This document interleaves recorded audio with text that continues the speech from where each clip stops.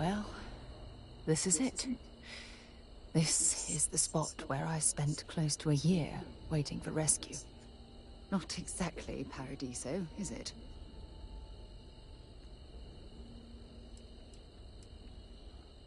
I never said I walked away.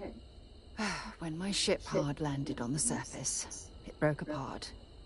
There was no fire, but I was pretty badly injured. Had to crawl from the wreckage. When they finally rescued me, the UC medics said I had 3 broken ribs, shattered my ulna, and had internal organ damage. I was in the medical ward recovering for almost 6 weeks. I'm surprised you've never heard of the place. It's a resort colony in the Parima system. You know, a place to get away and unwind. Maybe we should head out there after we're done. Goodness knows we'll both need a vacation. It was difficult and painful, but it kept me alive. It was home. Look at this thing. It's been sitting here rusting. I think we need to grab an emergency power cell to get the ship's computer up and running.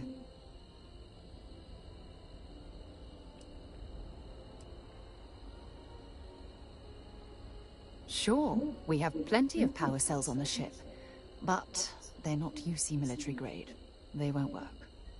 I'm afraid we'll have to do some scrounging.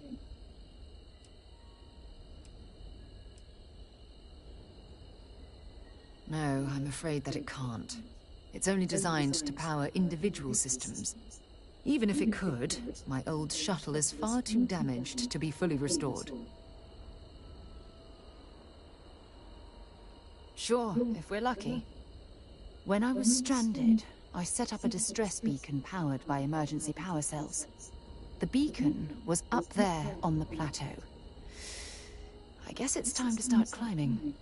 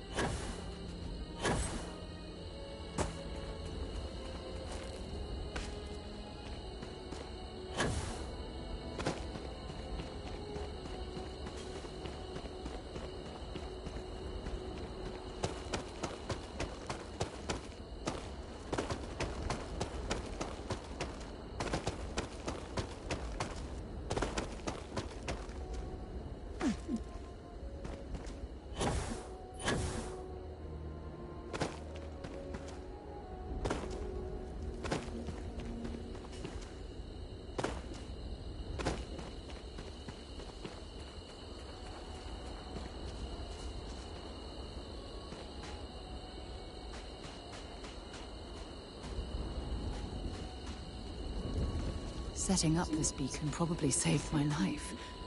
Who knows how long I would have been stranded here.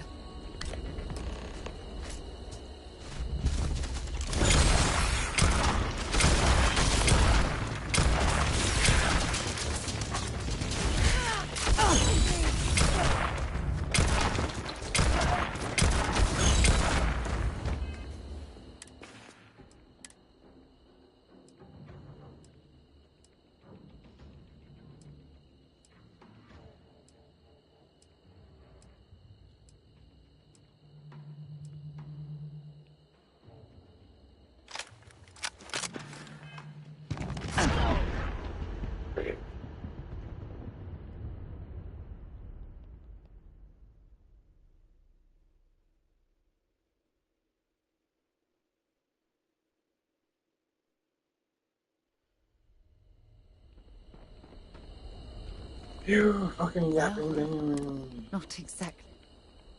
It was... Look at this thing. I think we... Sure, if we're... When I was stranded, the beacon...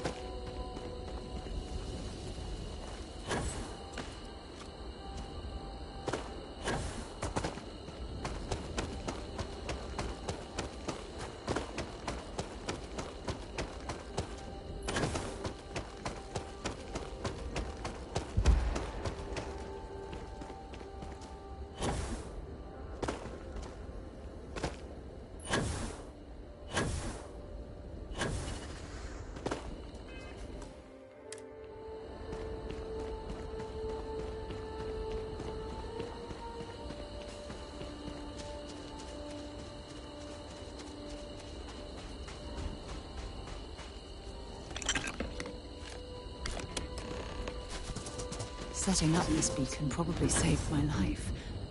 Who knows how long I would have been stranded here.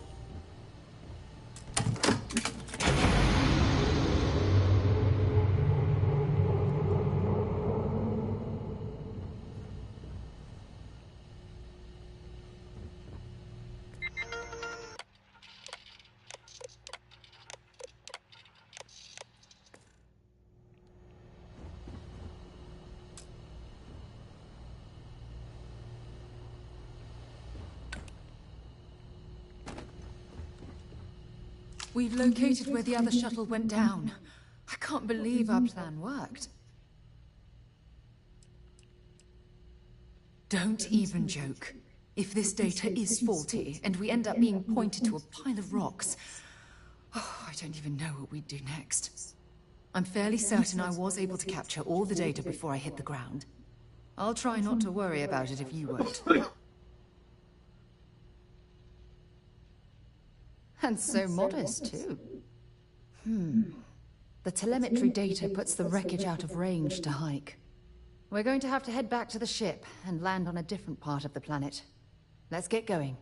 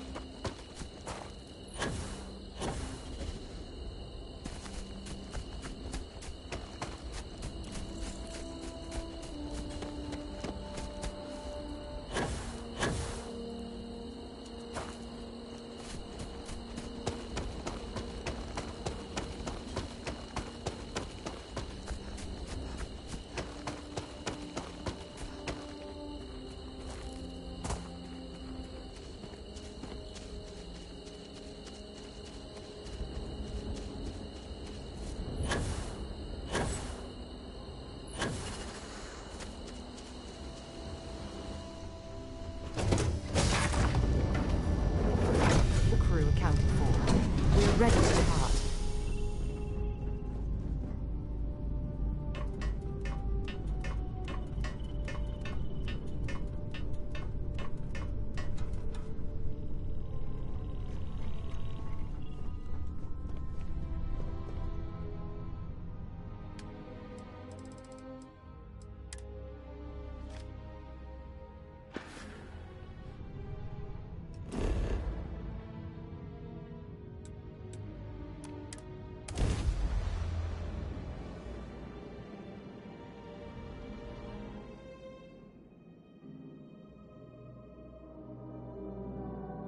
Landing initiated. Watch your flaring.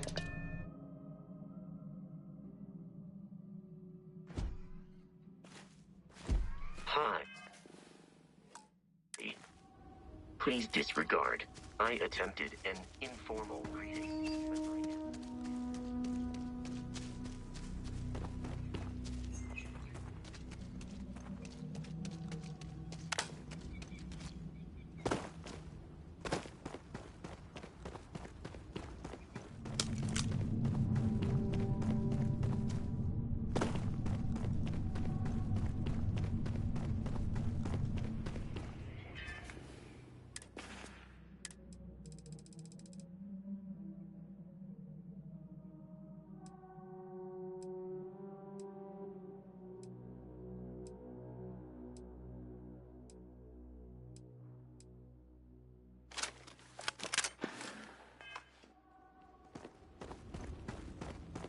Oh, look at this view.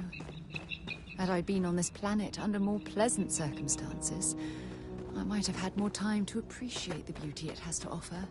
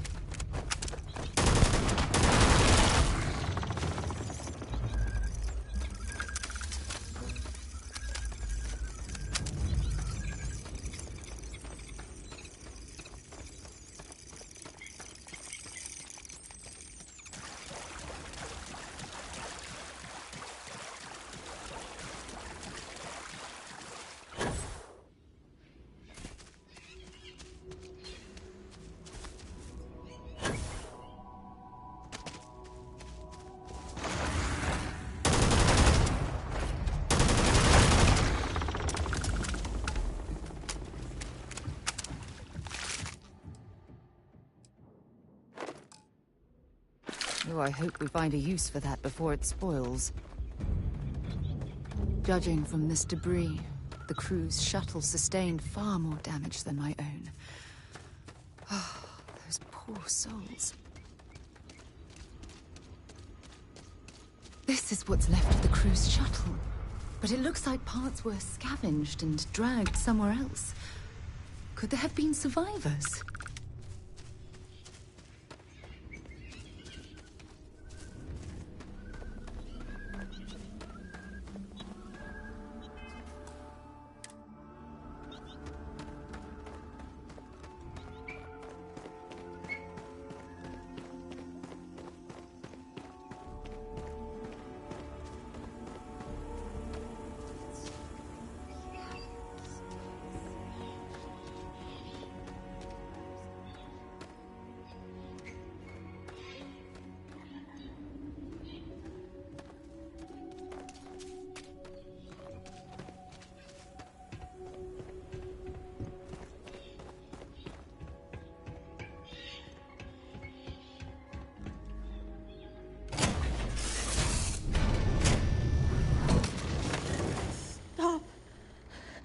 I'll shoot if I have to. Just turn around and leave. I know how to use this thing, and I will. Oh my god. Who are you? I'm nobody. Just go away. I'm not going to let anyone take my stuff again. No way. Both of you, just go!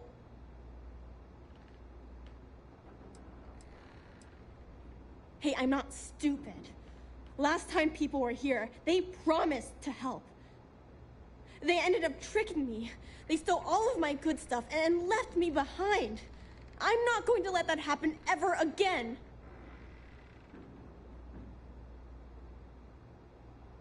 Answers? About what? How do I know you're telling the truth? Stop it right now. Put away that gun and talk to us.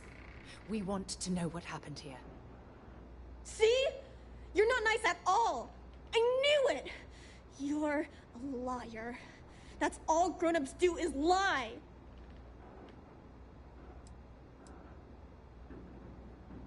What? Oh. Yeah. Right. Exactly. I was wrong to get so angry. We are here to help you. And we promise to tell the truth. I don't know. You're kind of scaring me. Why should I listen to you?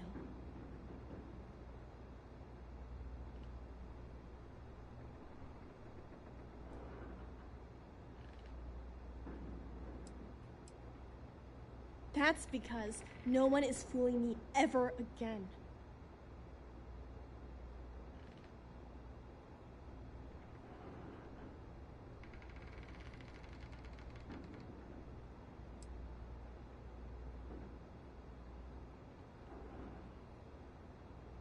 The crew?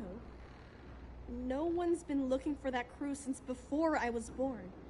So tell me another lie. Go ahead. You were born here? Hold on. Oh my god. Your parents, your mum and your dad, what were their names? Jenna and Elias. Why? Jenna and Elias. Private Jenna Marsh and Corporal Elias Obrist. You're their daughter. Listen to them. You're Sarah Morgan? Mom and Dad's captain? My parents used to talk about you all the time. It's like a dream to finally meet you.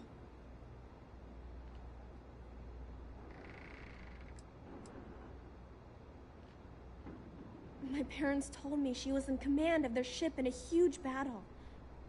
They said she was a hero and the bravest person they ever knew.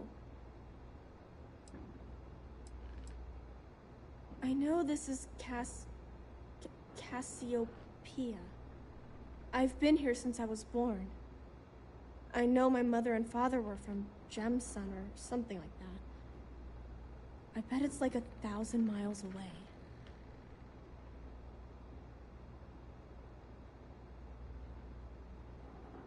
Yeah? Well, you're too late. My parents are dead. My father died a long time ago. And my mother, she was killed by those monsters at the graveyard. It's just me here now. All by myself. Let me ask you a question. Actually, I don't even know your name. Oh, yeah. My name's Sona. Sona. What a lovely name. Sona, you mentioned a graveyard. Is that where the crew is, you know? Buried? Yeah. It's a bunch of stones with those necklaces like the ones my mom and dad had hanging on them.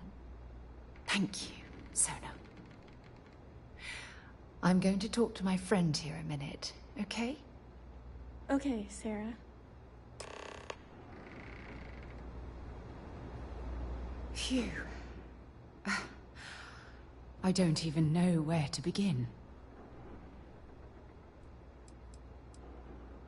I'm trying to hold it together. There's just too much coming at me all at once, you know? I'm just so relieved that you're here. There's absolutely no way I could have handled this alone. Yeah. This isn't what I expected. At all. Oh, there's so much to process. But I don't have time to deal with it right now. If you want to help, then find that graveyard and bring me those necklaces Sona mentioned. I'm hoping they're my crew's gene tags.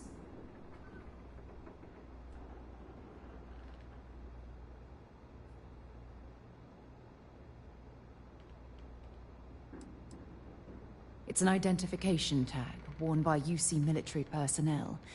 It's encoded with the soldiers' medical information and a sample of their DNA. If we can bring them back to Jemison, it would be like bringing home the crew's bodies for a proper burial.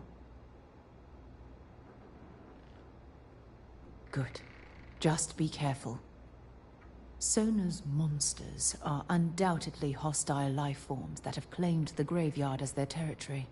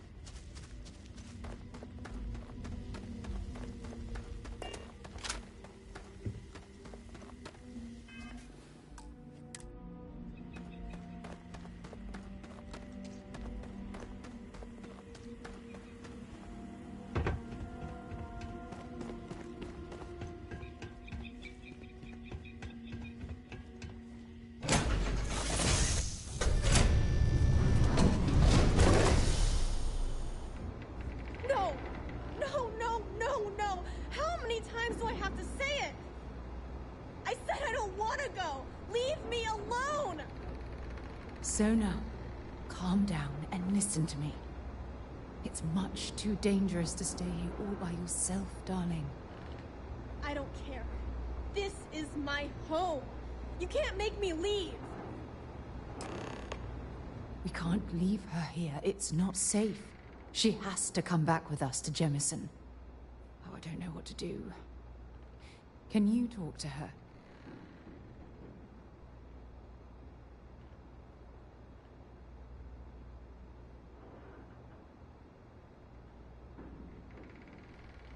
I knew I could depend on you.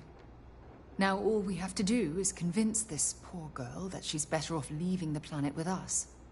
I don't know if I have it in me to say the right things.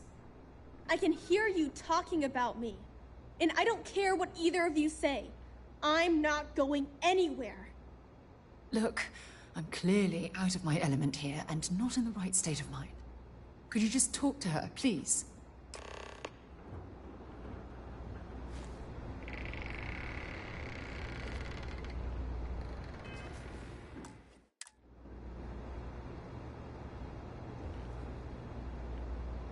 Why won't Sarah listen to me?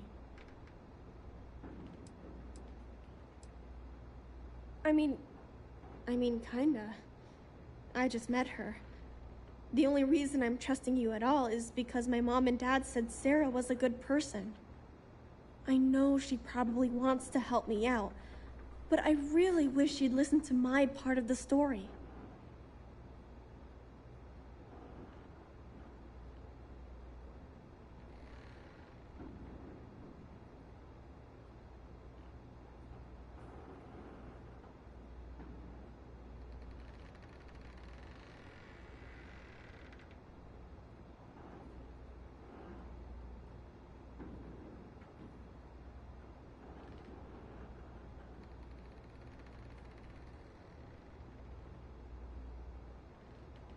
I've been alone for a long time, and even when bad people visit, I've been safe.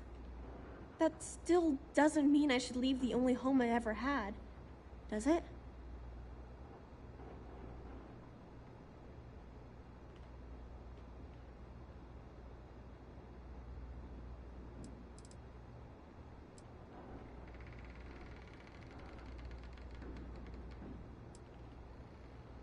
Mom and Dad told me there was a whole universe out there, with thousands of planets.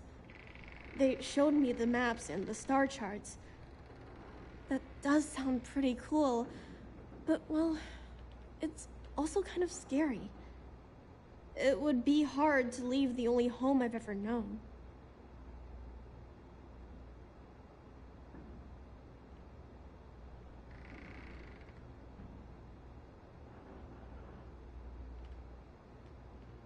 Mom told me there were really bad people out there. Worse than the ones I've already seen. But leaving Mom and Dad behind, it's really hard. Even though they're dead, I don't want to abandon them.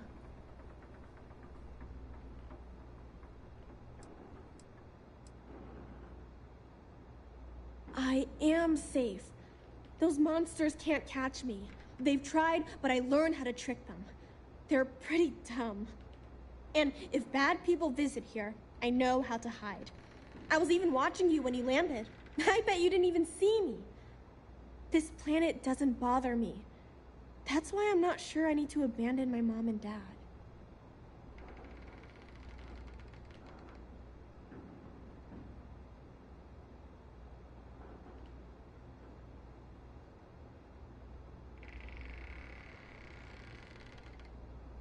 Yeah, you're right. I never thought of it that way.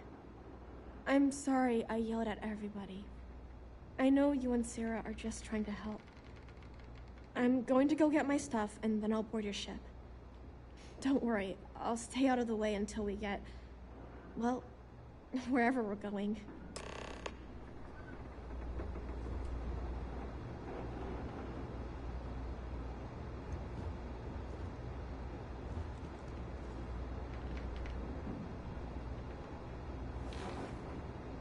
That poor girl. I hope we've made the right decision. Oh, I do hope that's true. We're ripping Sona from the only home she's ever known and casting her back into society. It's going to be difficult for her to adjust to the changes. Wherever she ends up, just promise me we'll check on her from time to time, please.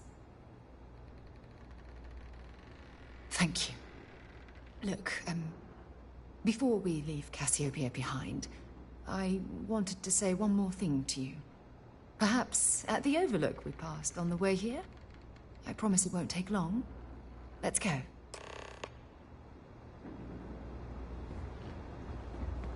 Let me get my things together, and we'll talk later.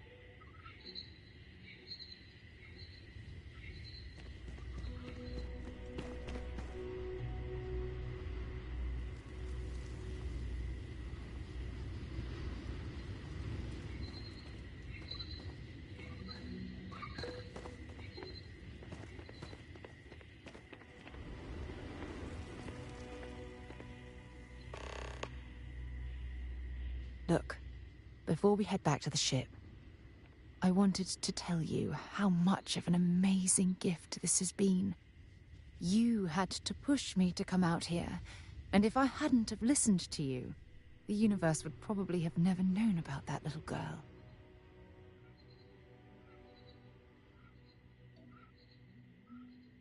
Oh, yes, absolutely. And it's all thanks to you. You know, this is the second time I've been on this world. And until this very moment, I never stopped to reflect at just how magnificent it was. Oh, look at this place. This is the reason I'm out here, exploring the stars. Worlds upon worlds, just waiting to have their beauty discovered. Shedding this burden of my past has finally allowed me to open my eyes, wider than they've ever been opened before. And it's all because of you.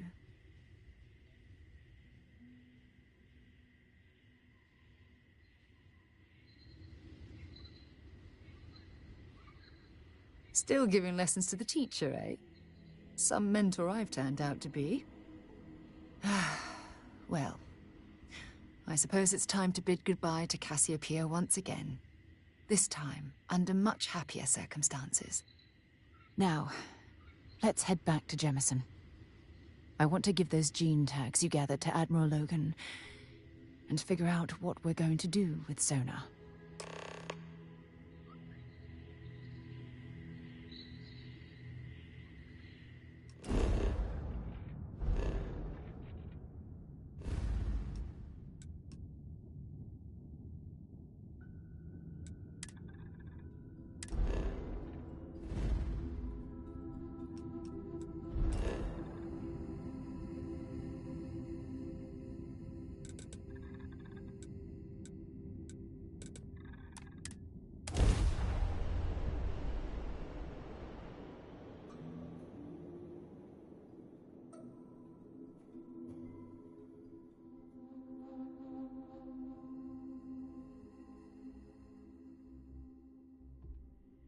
Hey, let me know if we're going to head into the well, so I can watch your back.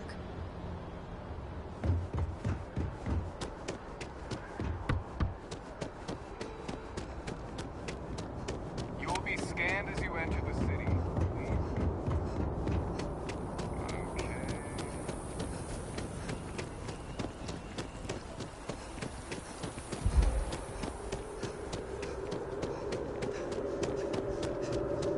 By the way, Captain, Sergeant, he was looking for you.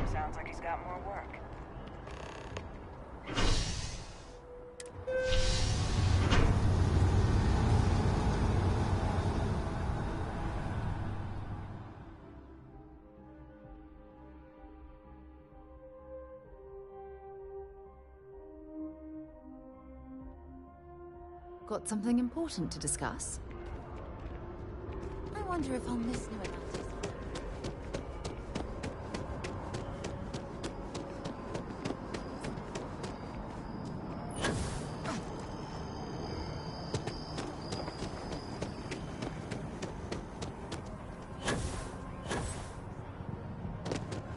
Ah, Captain.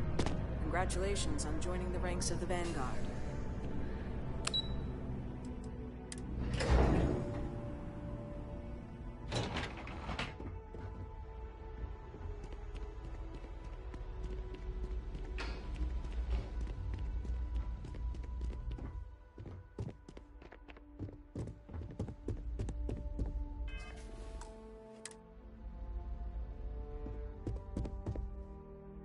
The UC's fleet must be the strongest out there.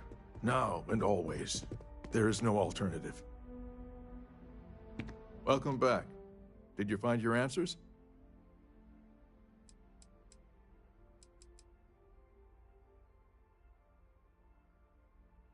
And it's my duty to report that we found someone there alive. A child born from 2 of the crew that survived the crash. After her parents died. That poor girl spent years surviving on that hostile world, alone. We abandoned her, Admiral. We let her down. I'm sorry.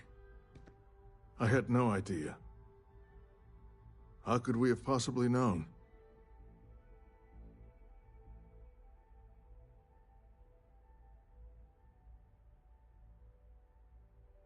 Yes, of course. I think we can all agree that this was another unfortunate circumstance of the Colony War. What you'd call an unfortunate circumstance, I call a tragedy. You're absolutely right, Sarah. It is a tragedy. One thing that I can assure you is that the names of these men and women will never be forgotten. I'll see to it personally. Thank you, Admiral. Good luck to both of you. It's been an honor. Once we're done here, we should have a little talk with Sona.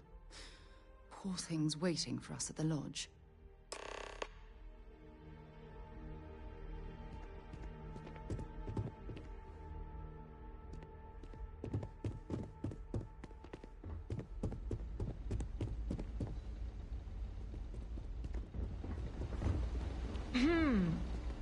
Hey.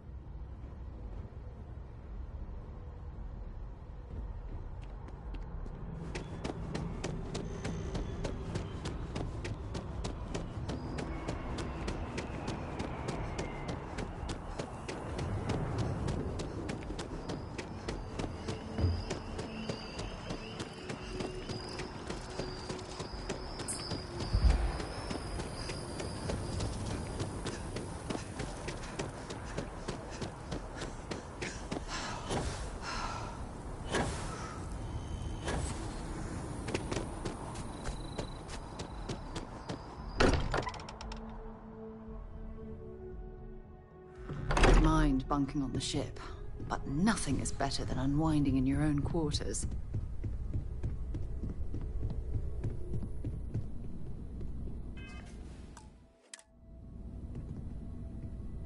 Hello, Cora. What are you reading these I days? guess we need to talk. There you are. I was wondering when you'd come and say hi to me. Hello, Sona. I see you found your way to the lodge without any trouble. Yeah, it was kind of hard though. All these people around. Never seen so many people in my entire life. That sounds really... Wait. Sarah gave me directions. She's really good at that. Riding that gnat thing was super cool. It was like magic or something. Like something from the stories Mom used to read. But the hardest part was having everyone staring at me. All these people in one place. It's kind of scaring me. I don't know why.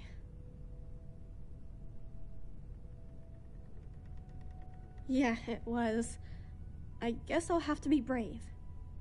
You're already one of the bravest people I've ever met. So, what do you think? Do you like it here, Sona? At the lodge? Yeah, this place is huge. I mean, I've never seen anything like it. You must be like a bazillionaire, Sarah.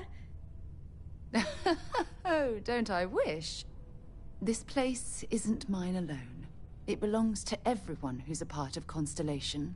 And I think it should belong to you too, Sona. I want you to stay here and make this your home. Whoa. Does that mean I get to go exploring with both of you? Or wait, do I get my own ship?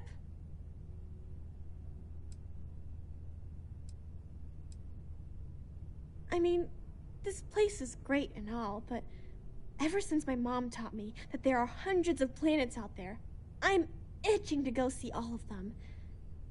And if it means I'd get my own ship, that'd be amazing.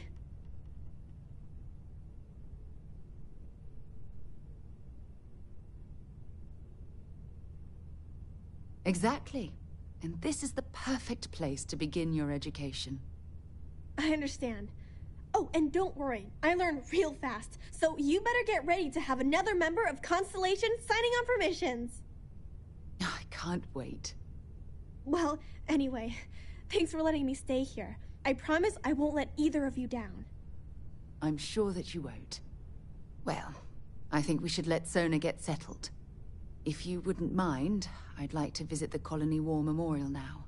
I want to pay my final respects.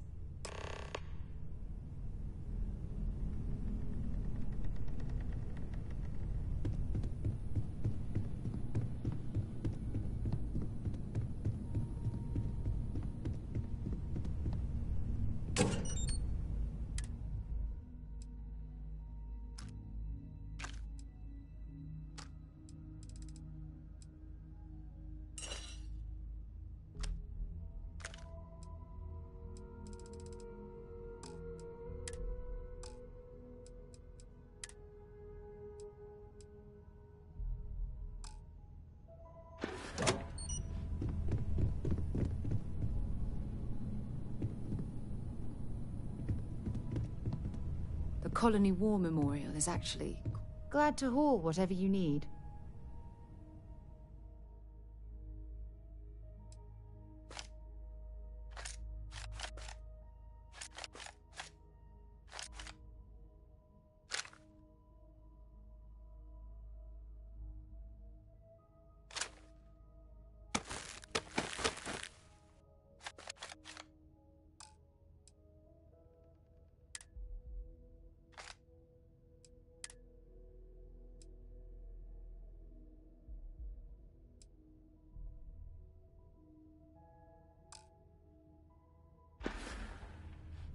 If you'll just bear with me, I promise I'll explain everything.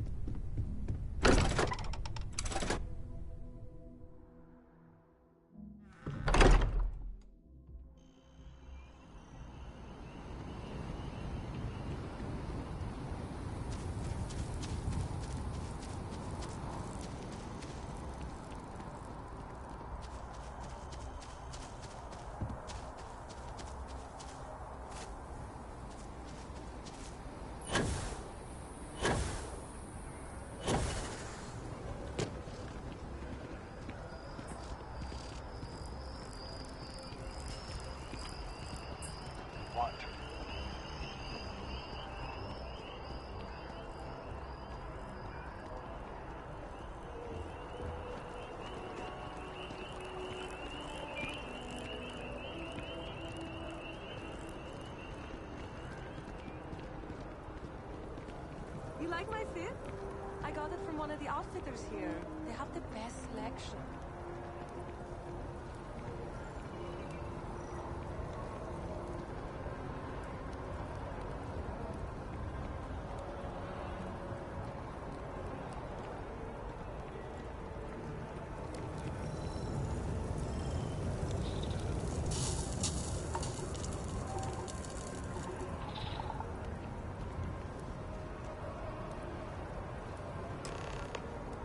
All these people, their entire lives distilled down to names on a memorial. I wonder how close I came to being reduced to just a name.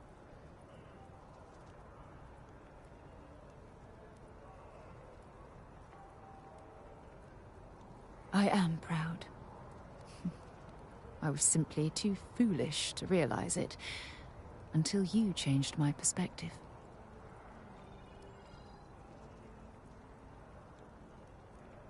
I know. Things probably would have gone a lot smoother if I'd just listened to you in the first place. Which is why we really need to talk about our friendship and how I've been treating you. Just let me have another moment here, and then we can head over to the waterfall, so we can talk in private.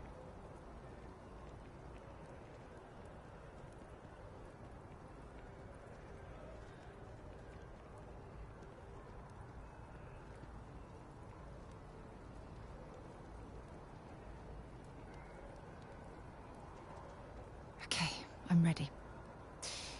Let's go.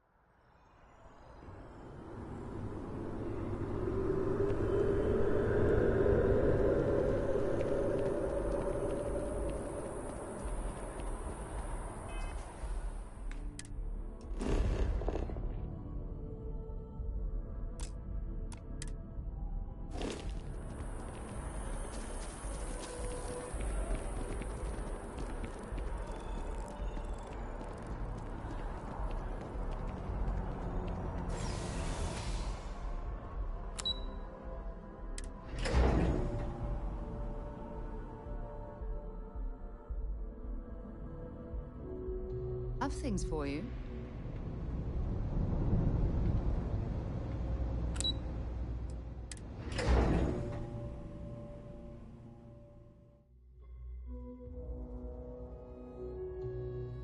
Be interested in?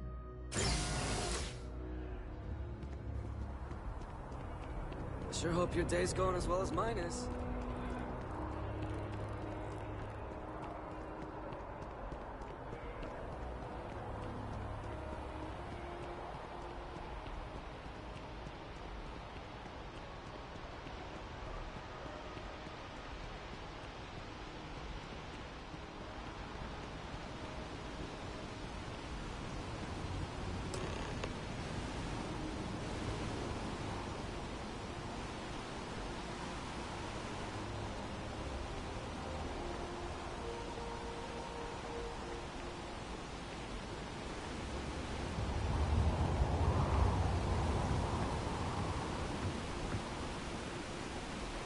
It's lovely here, isn't it? I've been from one end of the settled systems to the other. But this place, this exact spot, there's nowhere else like it in the galaxy.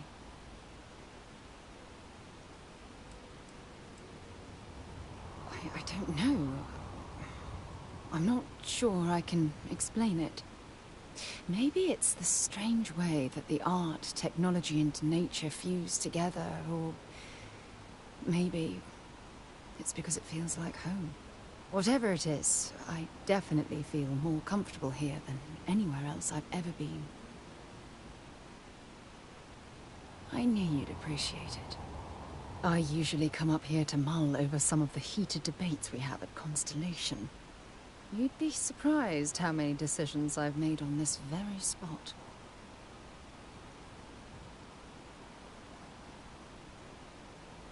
That's actually why I asked you to meet me up here.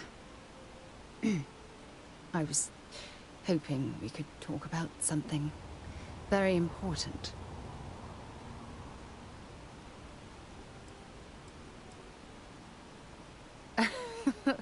No, nothing like that at all. I just have a lot on my mind, and I am terrible at getting right to the point.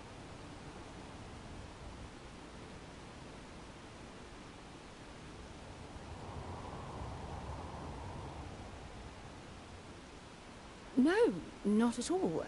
Just let me get all of this out. I have a lot to say.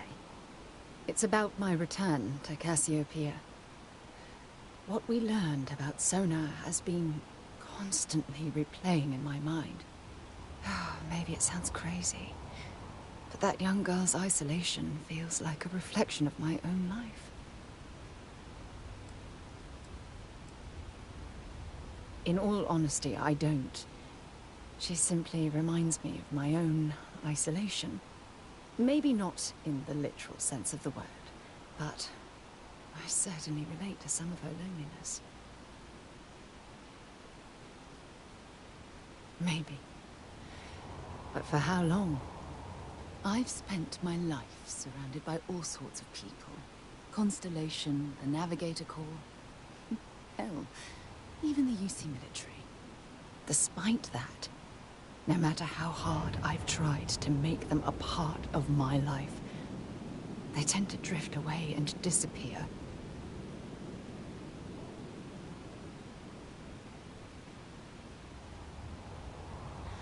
Are you sure? For all we know, it's in my nature to keep people at arm's length. Or worse, push them away.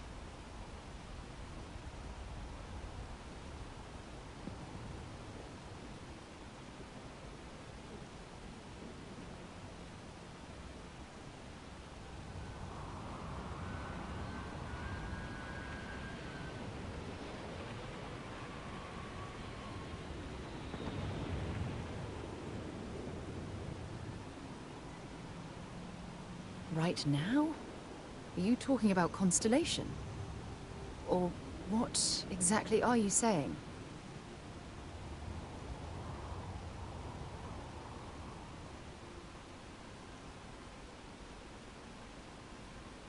You have no idea how relieved I am to hear you say that. To be honest, I was afraid this conversation was going to wind up with you storming away. I'm glad I was wrong. Until now, I never realized that having someone like you by my side could make me feel at peace. And I never want that feeling to end. When things at the lodge are too much, I love coming to this spot to just sort of, I don't know, melt away for a while. Happy to listen.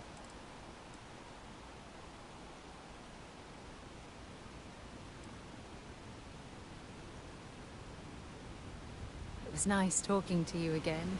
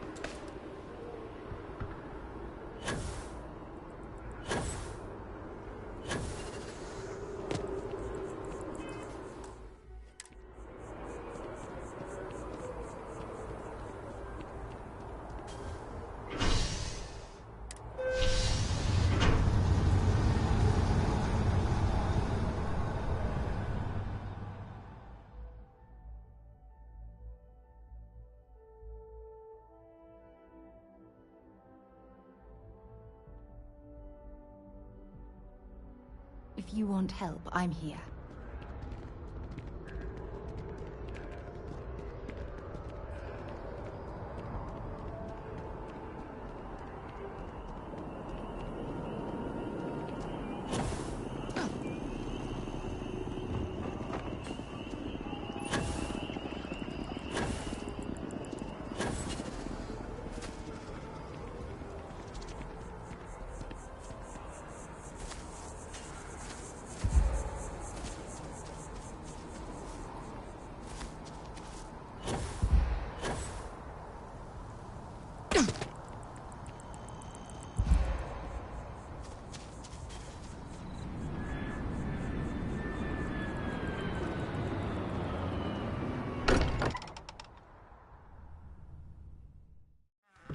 Every time I return here, I'm reminded of the importance of Constellation's contributions to exploration.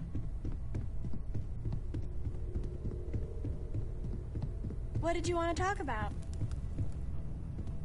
What's on your mind? Well, if it isn't our own ranger. I hope you're not taking the job permanently.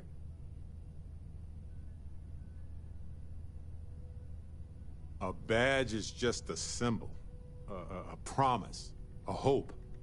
You don't have to wear the object to be true to those goals. Anyway, I'm just glad Ron Hope is gone.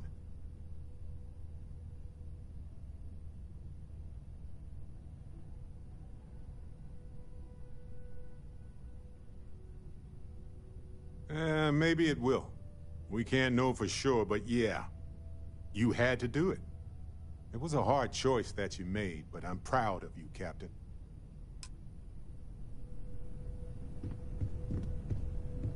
You know, the way you handle things, not bad. Not bad. The Freestar Rangers. You did their dirty work and then some. So how'd you feel wearing the badge? Well, good on you. It takes a certain type of person to thrive there. Me, I never cared much for being a ranger. Too many of them try to force the world to be only black and white when it's anything but. Take Ron Hope. I mean, the guy's a legend. Before him, Polvo was a desperate, depressing place. Everything he did was to keep his people employed, to keep Hope Tech standing in the backstabbing world of megacorp politics.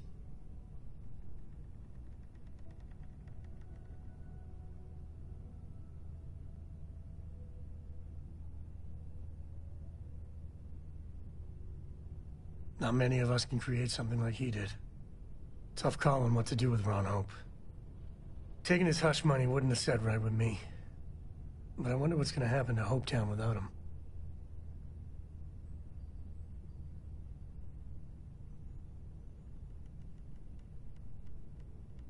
I think Paxton Hall went out of control. But no doubt Ron Hope bears some responsibility. As much fun as it is being a ranger, I hope you can start focusing on Constellation business. There's plenty of mysteries left in the good old Milky Way to discover. No. You got it all wrong. Don't you remember you told me it was your treat, that I didn't have to pay you back? Okay. Remind me again next week, will you? I'll get you back.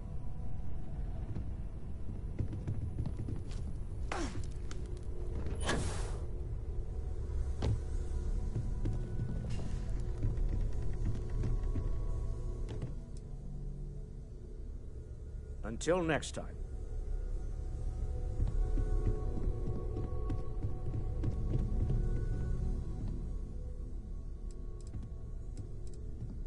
Funny thing about Stroud Eklund. For years, I finally decided. Until next time.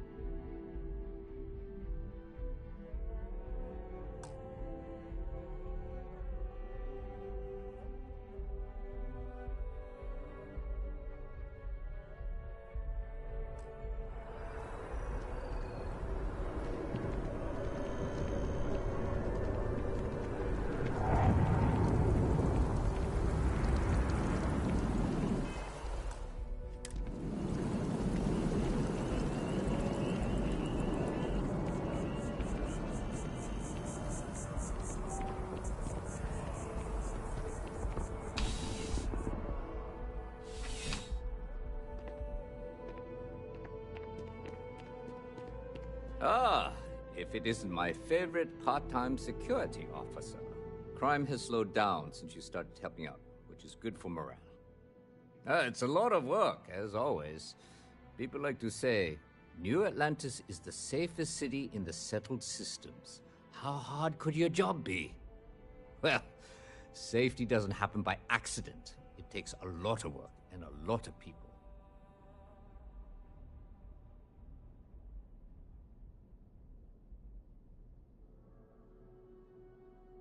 Yep. Something just came in. Scuffle over at the Dawn's Roost. Security on site handled it, but now one of them is saying the other guy stole his wedding ring. Problem is, he left without identifying the perp, so I need you to talk to Royce Elgin at the Dawn's Roost. See if you can fill in the gaps.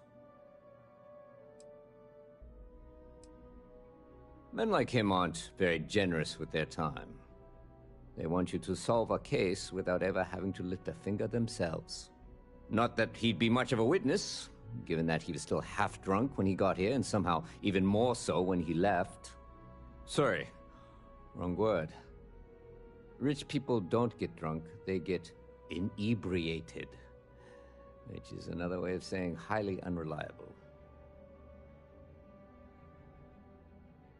Good.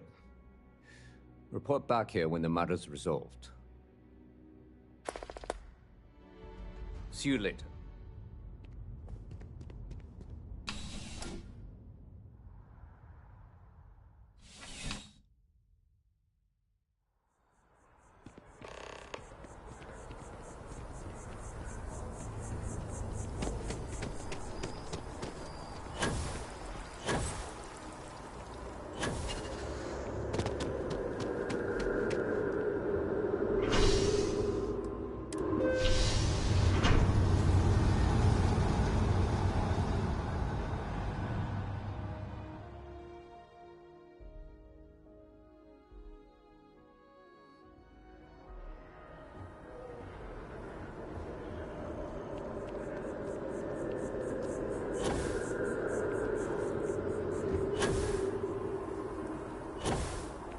My partner and I talked about transferring to the same division. There is simply no parallel to the food you will find here. One taste, and I'm sure you'll agree. A most unfortunate incident, complicated by the fact that both parties were inebriated. While I wasn't privy to the entire argument, Hugo and Octavio have been dining here together for quite some time. So, it was surprising to see them at each other's throats. Well, the one who stayed with UC Security, Octavio, is a shorter man, handsome and refined. His favorite menu item is the Saint, I believe. The other, Hugo Fournier, is a tall, slender gentleman with a French accent. Excellent tipper, well-mannered, but a bit hot-tempered.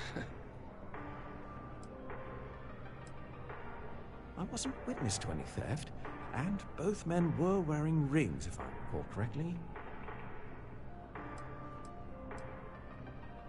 Oh, yes, quite often. They had a usual table over in the far corner, with all the traditional accoutrements. Music, candles, wine. You see where I'm going with this. But this time the two had barely sat down before the argument got heated. Thankfully, security stepped in before anyone got hurt. I assume that would be the slender gentleman, Hugo Fournier. He was the one who excused himself after UC Security arrived. I believe he lives in Athena Tower, although he may be checking out soon. But I would start there. Enjoy the rest of your day.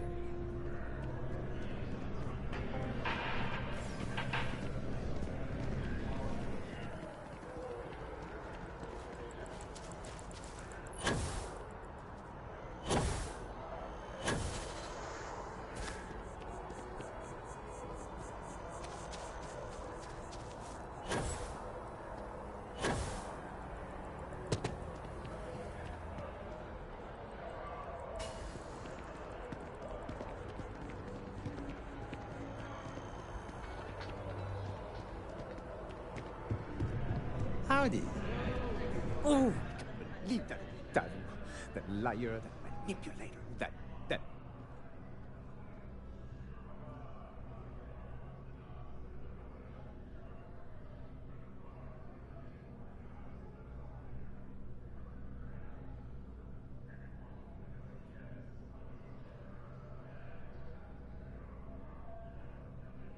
Thank you.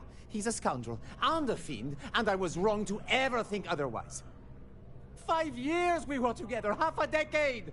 And he threw it all away for that waiter!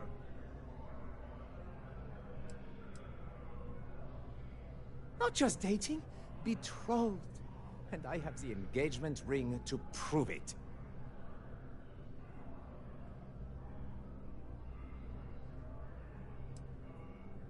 It was supposed to be a romantic dinner, our last before we pledged our lives to each other. But an hour before, I decided to do some cleaning to calm my nerves. I picked up a pair of pants he left on the floor, and out falls a napkin from the Dawn's Roost with a number written on the back. To think he had the audacity to schedule a date with me at the same restaurant? I was livid! Still, I went to the date and held it together just long enough for the waiter to serve us, then I went off!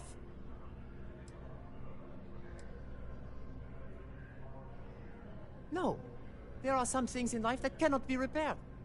Cheating is his way of saying, I don't love you. And without love, what's the point?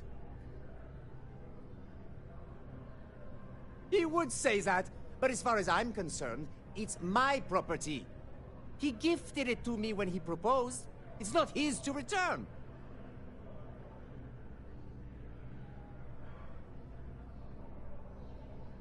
I don't care. I'm not giving it to you.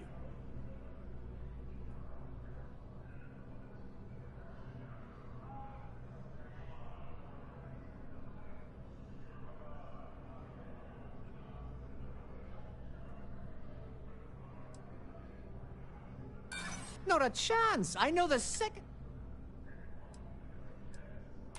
Is that what the law says? To be honest, I am not sure.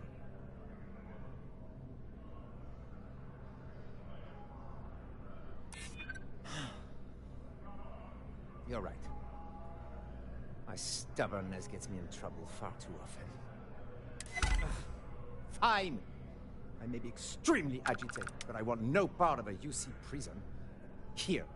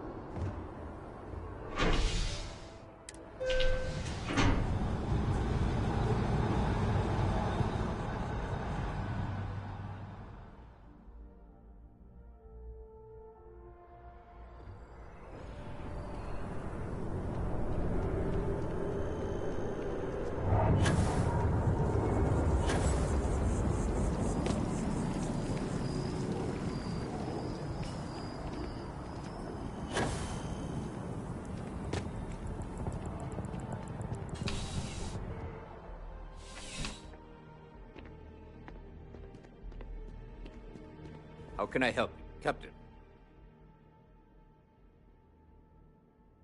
Ah, perfect. Did you manage to get the ring back?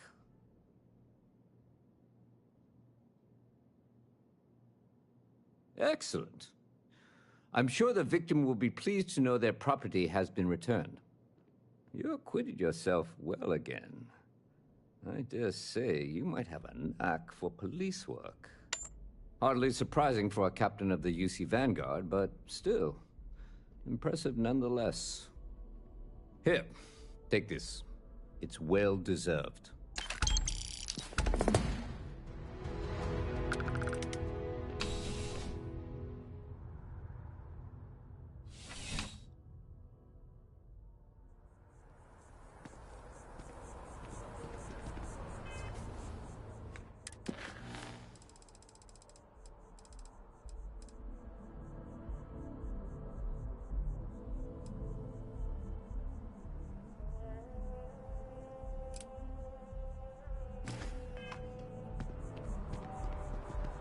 went to chef school.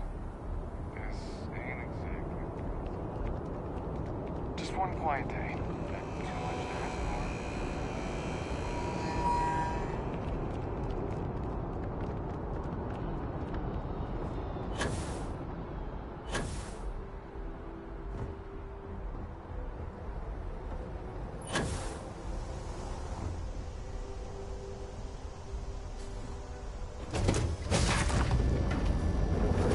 Time to move on.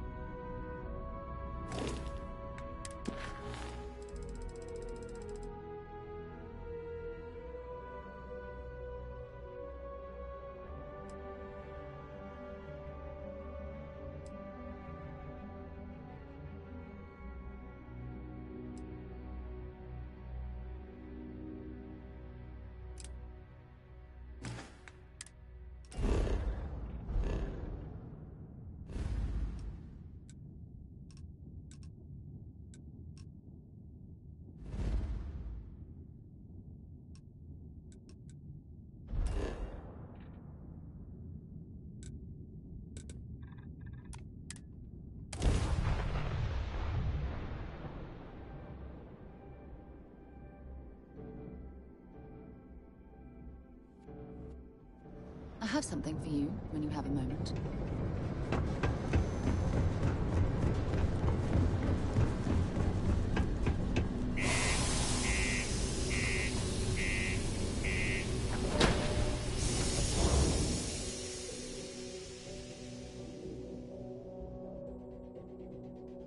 Picked up something you might be interested in.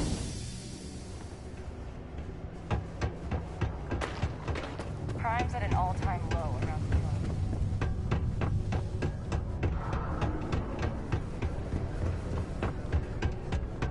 Used to think I was Vanguard material.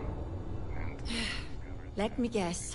You're here because you were working a cutter, accidentally nipped your thumb off, and you need me to reattach it again?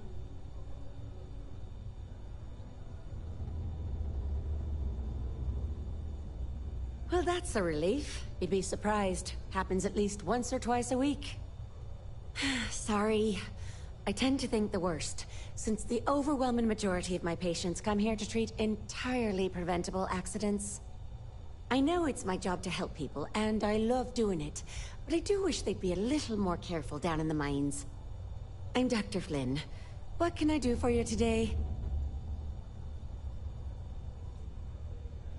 Additional data's always welcome. Appreciate it.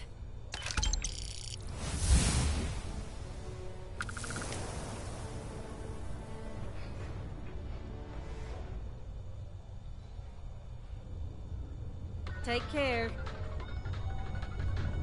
Ron Hope is dead. Visionary.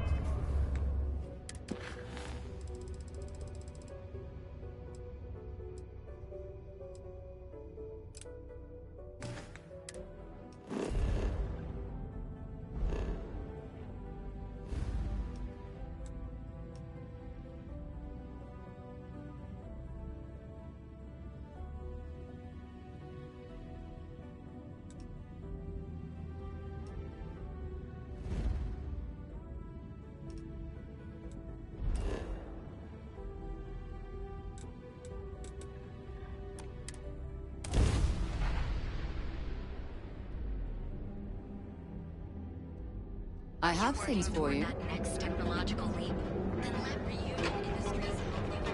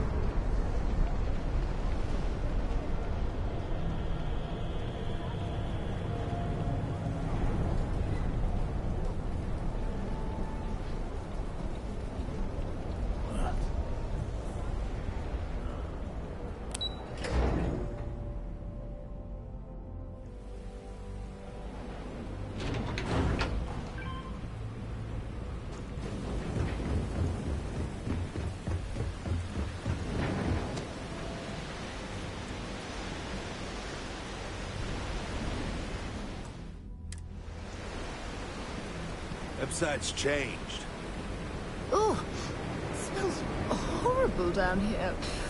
Oh, how can these workers stand the smell of rotten fish and goodness knows what else? Hello. Hello. I'm sorry if I sound rude, but would you mind coming back later? We're actually closed right now. I just forget to pull down the shutters.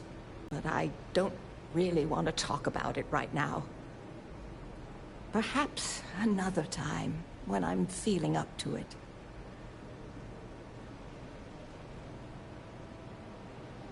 I'm afraid not, but come back tomorrow and perhaps I'll be strong enough to speak to you. Right now, I can't.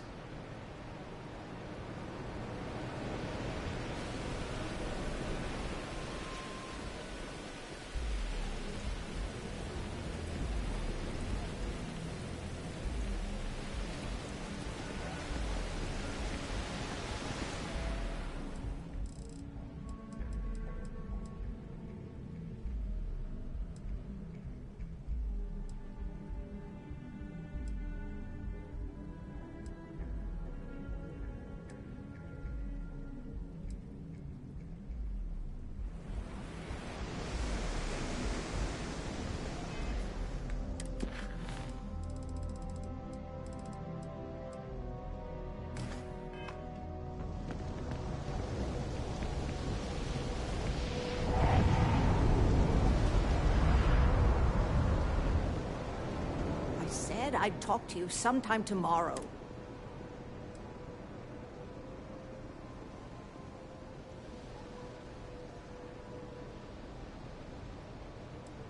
Yes, yes.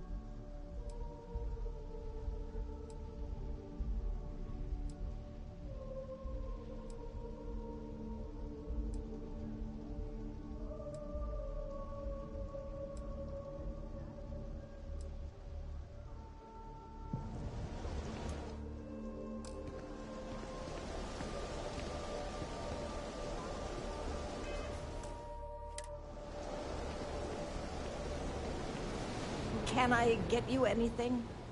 I said I'd talk to you. Be careful. Neon is a danger.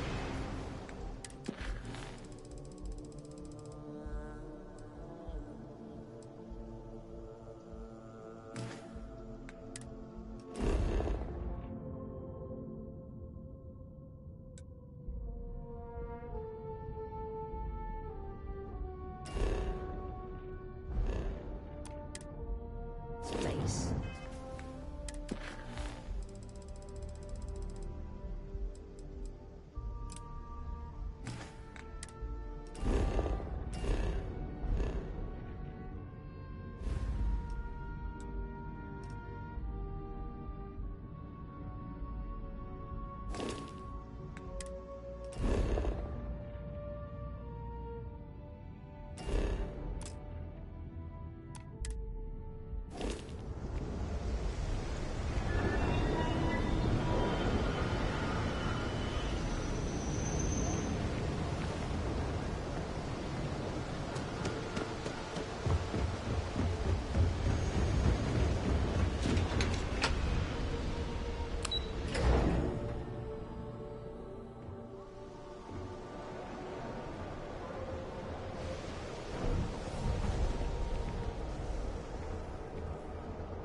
I'd be making a fortune if they let me give me a hacker.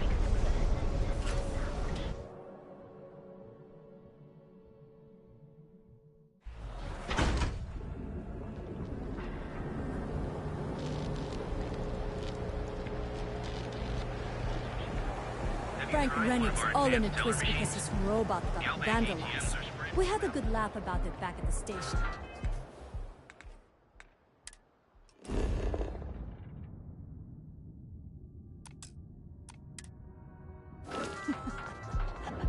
If Benjamin Bayou's ego was as combustible as helium-3, he'd be able to provide enough fuel to power every ship in the settled systems.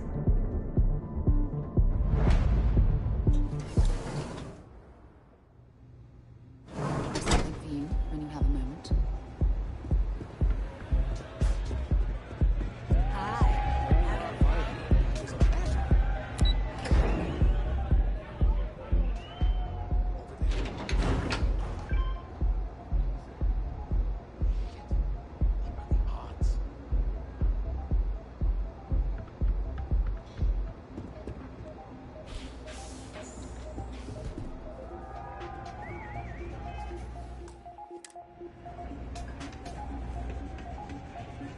Hope you're enjoying the music at the lounge.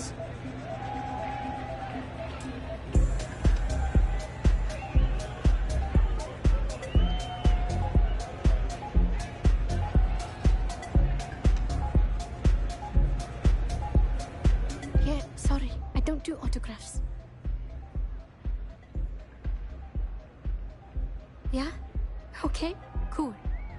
Cool. Most people that come up to me just want an autograph or a picture. And after I've been modding all night, it gets really annoying. Programming the beats? Turning the dials? Come on, stay with me here. Yeah, you're right. Sorry. I'm just pretty bummed out right now. My music slate's gone. Completely vanished. I had all of my new songs figured out on that thing, and someone ripped me off. Total drag.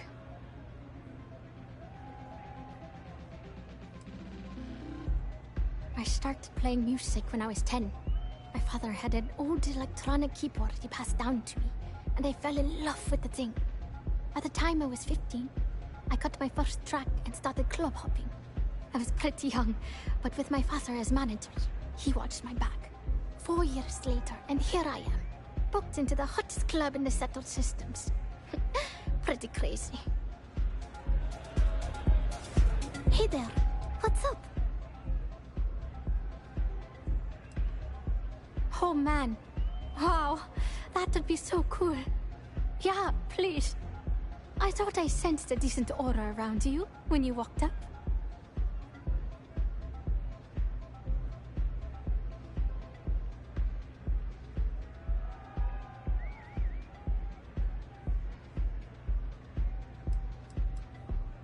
Songs, lyrics, poems, all of my thoughts, basically. We're talking 3 years of stuff. It's not like I can just rewrite everything. Some of those moments of inspiration are long gone, out of my mind. That's why I write them down.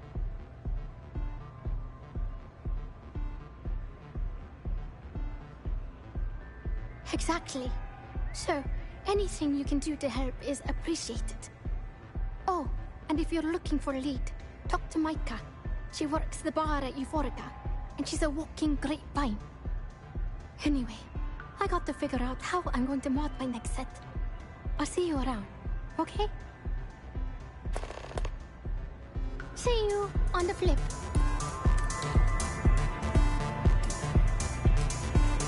Jetpack damaged or something?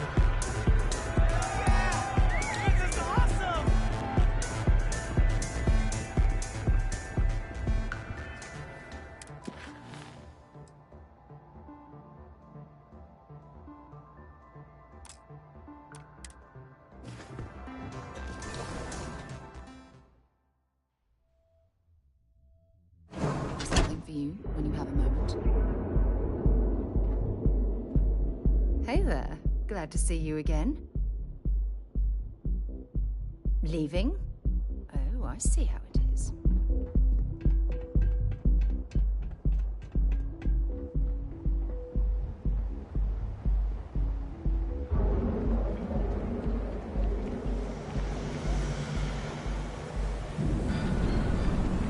Seems like the Crimson Fleet is everywhere.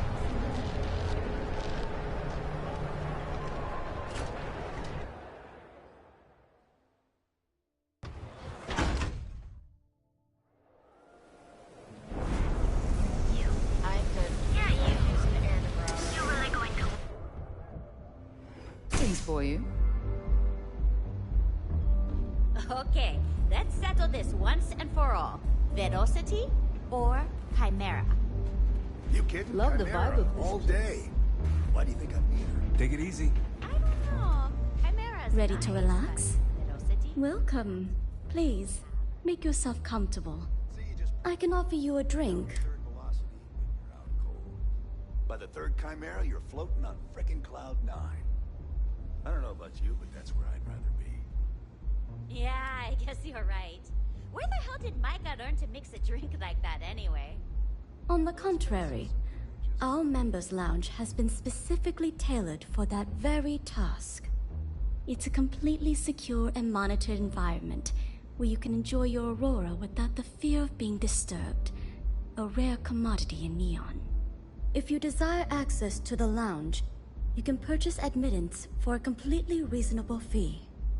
Otherwise, you're welcome to relax, listen to our music, and perhaps enjoy a chimera.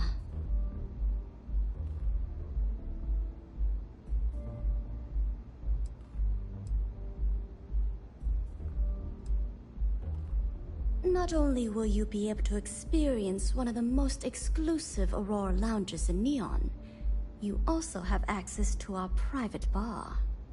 The bartender down there is a specialty alcoholic beverage only served here at Euphorica. I'm sure you'll enjoy it. A wise choice. Here's your access key. Please let us know if anything in the lounge interferes with your comfort.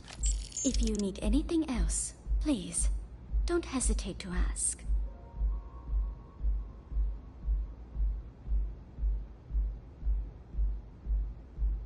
I see. I'd be willing to divulge this information for the right price.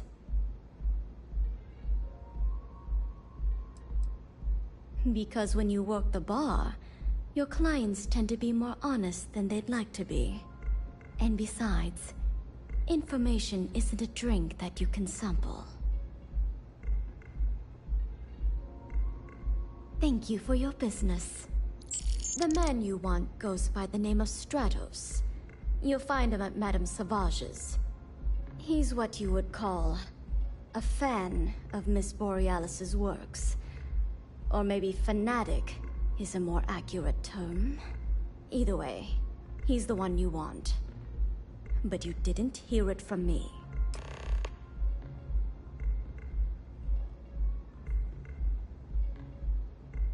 May all your journeys be safe.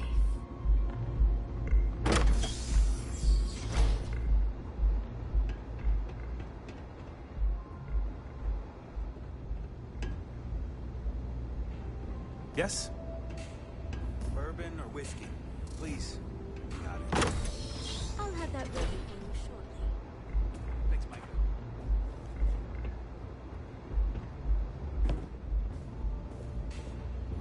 Looks like you need to relax. If you wish to relax with some Aurora, I have plenty available. Hello there. On behalf of Euphorica, I welcome you to our members' lounge. I'll be happy to provide whatever you need from our private bar to enhance your experience. Can I get you anything? Some Aurora, perhaps?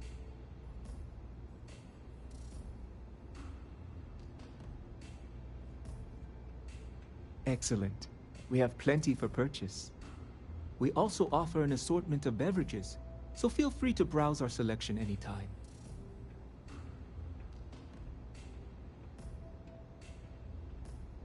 Certainly.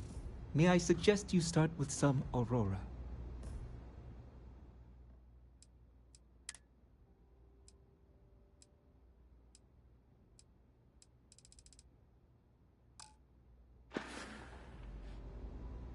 You're welcome to sit back, relax, and enjoy your time here.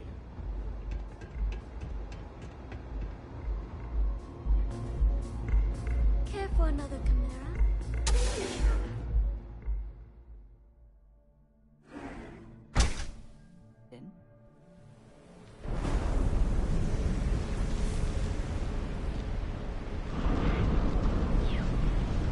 Rather be doing this than getting mixed up with the gangs.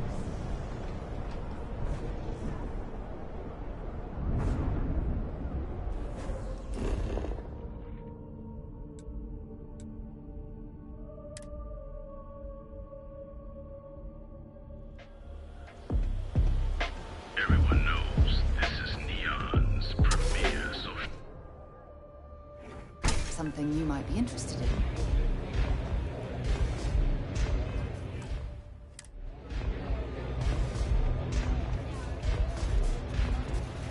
If I want chill vibes, I head over to Euphorica. But Borealis works with any mood. Oh, yeah, I love her music so much. You a fan of Borealis too? I vibe with that bird hard. She's a beast on the beats. And I love her. Got a track in me head right now. Boom! Boom! Boom! Yeah, hear it? It's bloody mood, innit? I just need some more Aurora so I can get me head bobbing with the wave. Find that zone.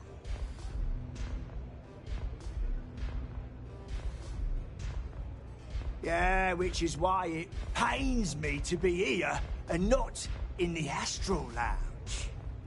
I can't stand being away from that place. And, but I can't listen to Borealis if I'm not zoning. That bird's song deserves the best eye Aurora can fly.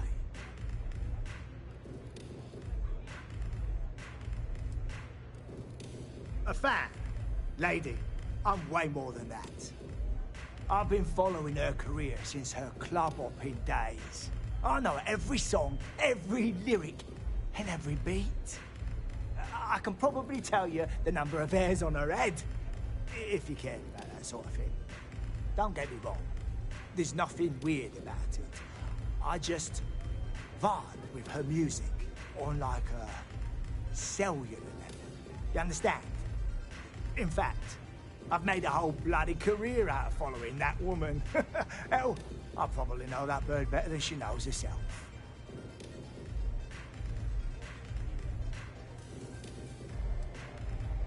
It's the way she makes the colours dance. With most beats, you get these colourful flashes, and the world gets all wavy-like.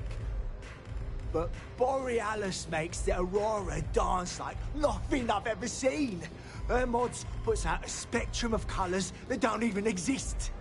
When she hits those high notes, and you're completely zoned, you don't just ride the wave, you steer it.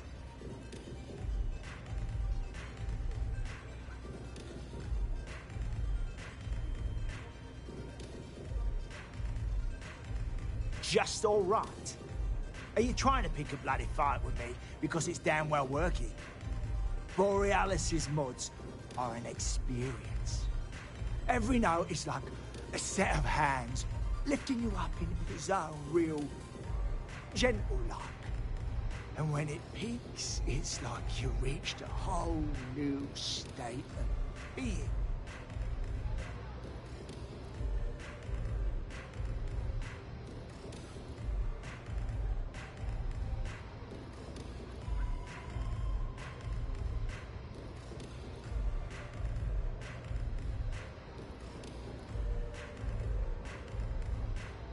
Lady, there's no way in hell I'm giving you this. This slate brings me closer to her. As her biggest fan, I feel like I deserve to have it.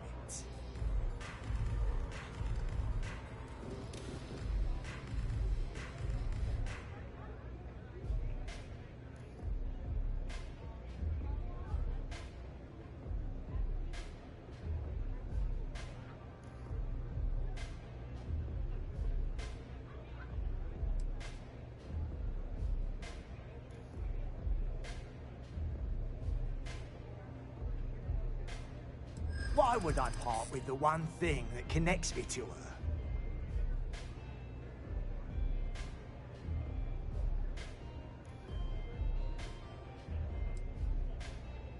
Damn. I didn't realize this was a work in progress.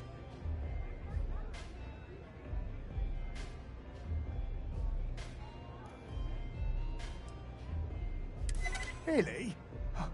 I didn't think she even knew who I was. As much as I hate to admit it, you're right.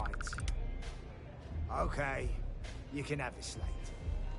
But next time I stop by, I want to hear a mod so sick it beats the piss out of my brain. Nothing like the velocity after the rough.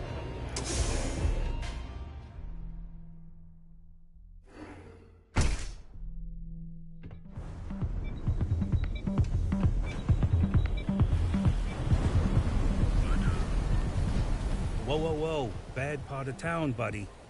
I'm gonna do you a favor. Head back to Bayou Plaza before the disciples get you. A gang. Worst gang there is. They'll stab you for kicks, taking bets on how long you squeal before you bleed out. And that's not a hyper whatchamacallit. They seriously did that. Poor Ted.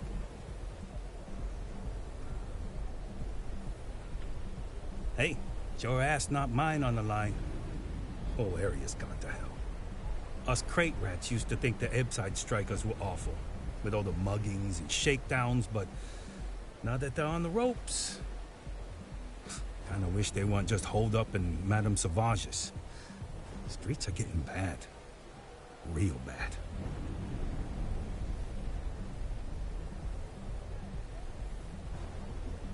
Well, you'll find them at Madame Sauvage's. They're always holding auditions, as they call it. Looking for new blood. So, being so helpful, chance for a donation. Come on, might be saving my life. What with the disciples and all. Have a heart. Hey, thanks. Look, I mean it. Go back to the plaza. Ain't nothing but shit and misery over here.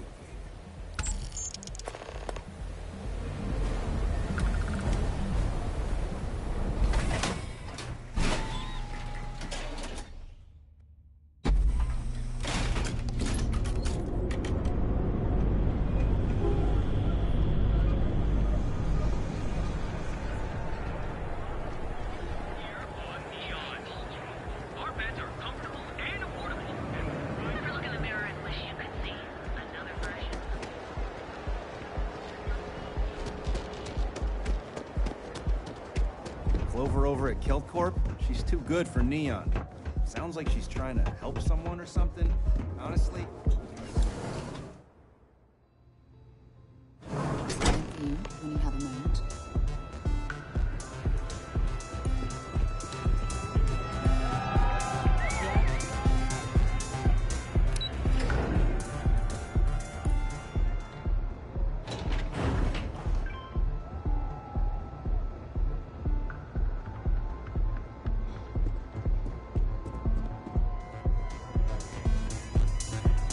Feeling the music?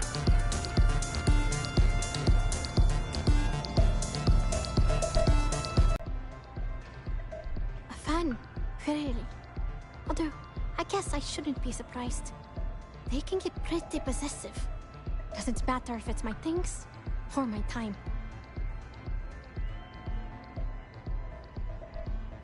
Yeah, it's not all bad. Love can be toxic, or it can be beautiful. Sometimes, people just confuse the two. But, sounds like it all worked out in the end. I've got my slate, which means the people will get their trip. Inspiration's like a wave. Sometimes, it's hard to catch it before the break. That's what this slate is. A still wave. A feeling frozen in time. And I appreciate you bringing it back to me. Sound safe.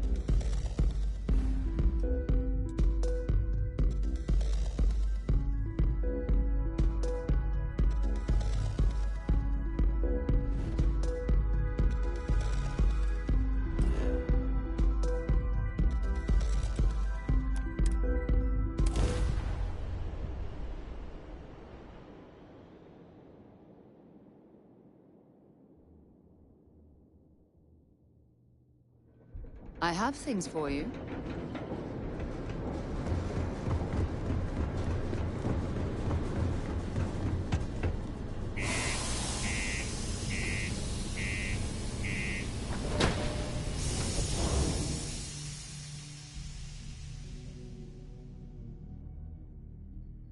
Picked up something you might be interested in.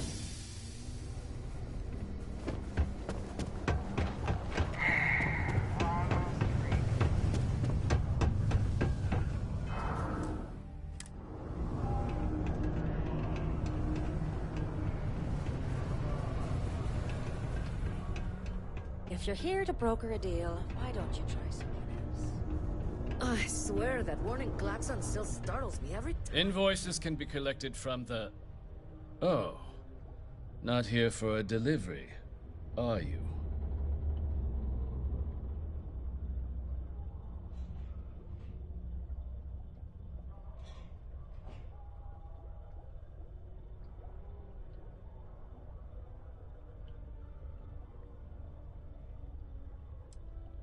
Do you now? Well, I do wish I could help you, Captain, but Dr. Walker has been missing for some time. A shame, too. We had such high hopes for Percival. I brought him on myself to do medical and biological consulting around the city. Not the sort of work the Trade Authority traditionally does. But we thought it had the potential to become a whole new type of revenue stream for our branch. I invested no small amount of personal capital into the endeavor. But then he decided to run off after a discipline issue. I presume the miners have him hidden somewhere. Plenty of cracks on this old rock. But at this point, it's probably for the best.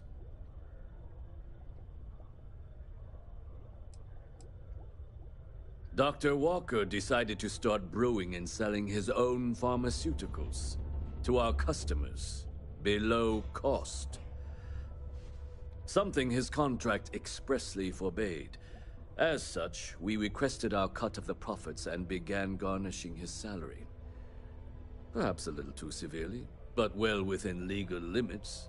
It was around then that he ran off, abandoning his duty and his unpaid accounts.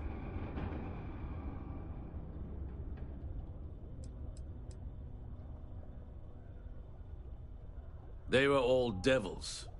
Red Devils. A UC Marine unit based here on Mars, though they were disbanded shortly after the Colony War. I presume a number of them served alongside Dr. Walker. Bonds forged in battle and all that.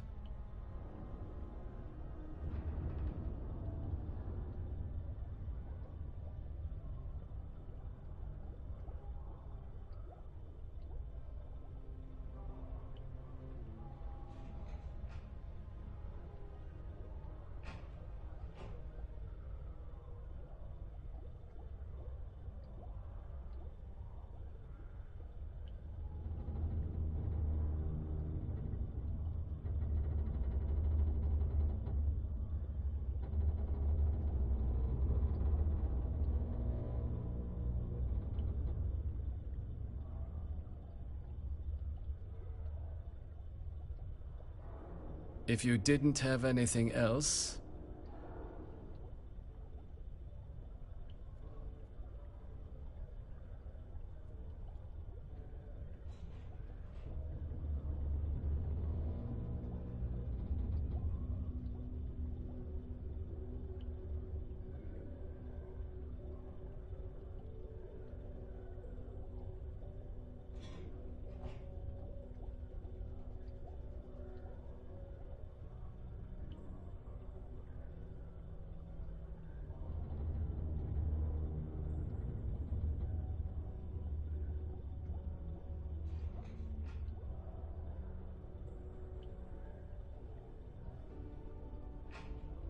I'm quite busy, you understand.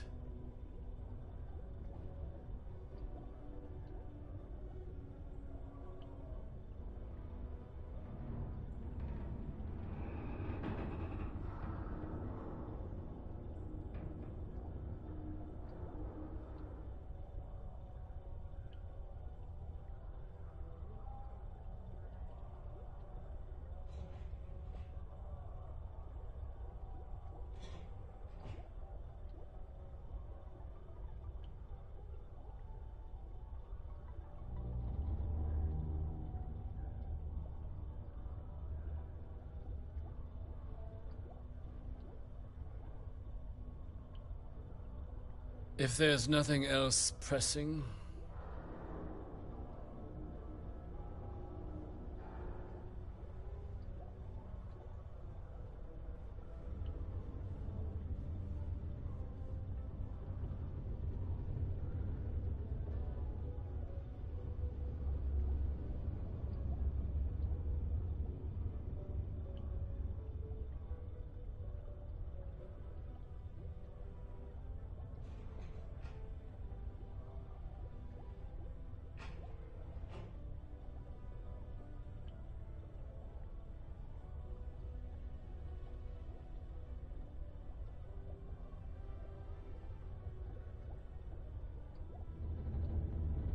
If there's nothing else pressing...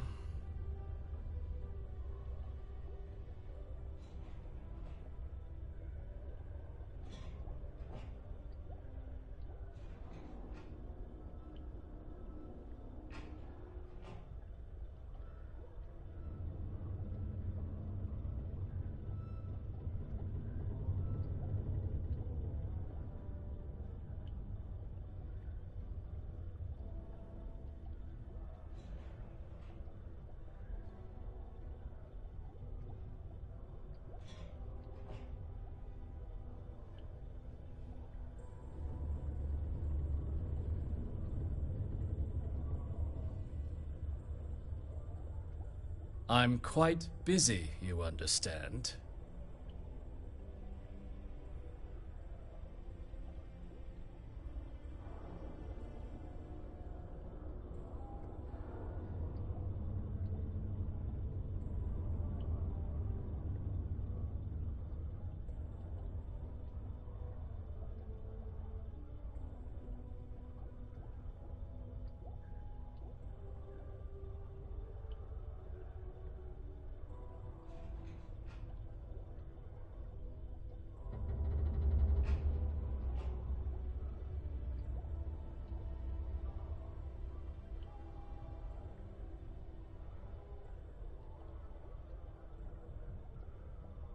If you didn't have anything else...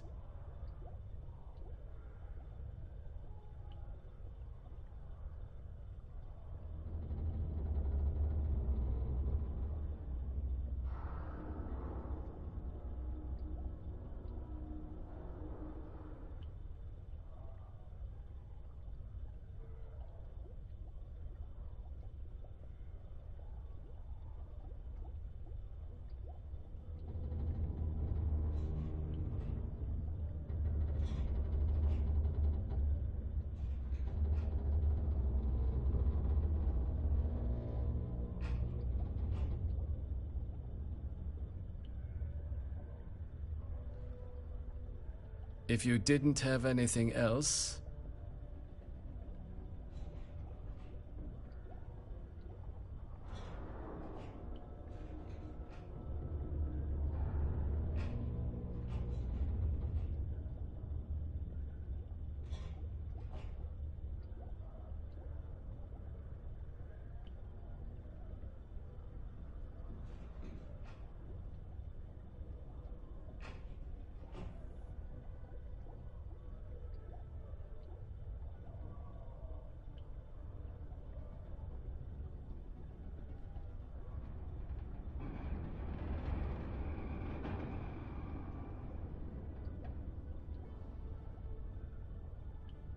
If there's nothing else pressing...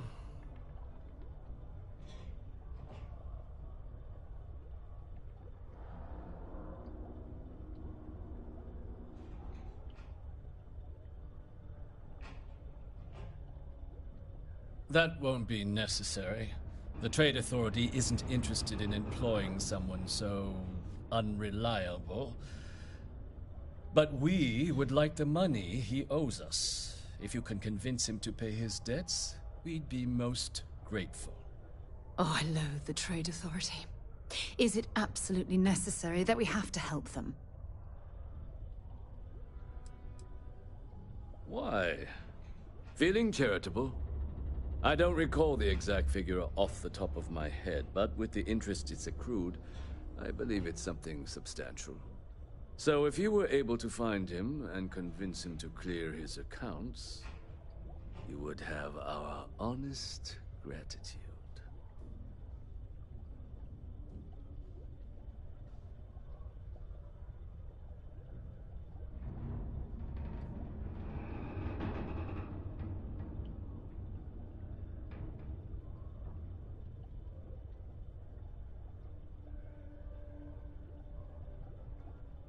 I couldn't have put that better myself. Pity. Perhaps a little advance on my part might pique your interest. Visit the Sixth Circle, a bar on the lowest level of the city. If someone in Sidonia knows where Percival is, you'll find them there.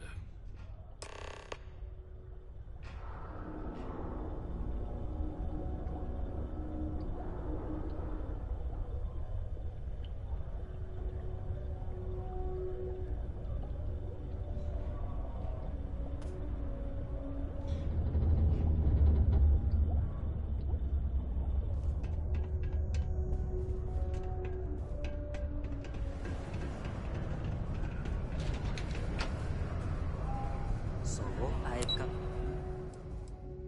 some news for you.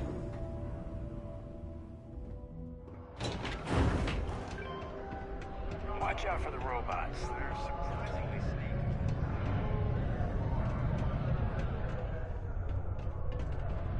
Not supposed. Broken Spear's upstairs. Go drown yourself there. This bar's for Devil's vets and their kin.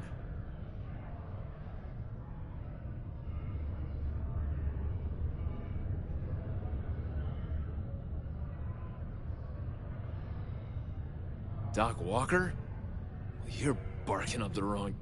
Andy. You. Why don't you come here and tell me what some Vanguard captain wants with Walker? Stray topsider wanders into my bar asking after a man like Percival Walker. Raises questions. What do you want with him?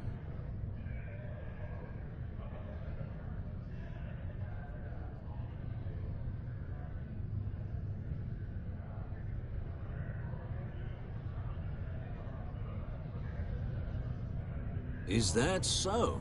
Well, Captain, then you should have no problem answering a few simple questions about the Vanguard, right?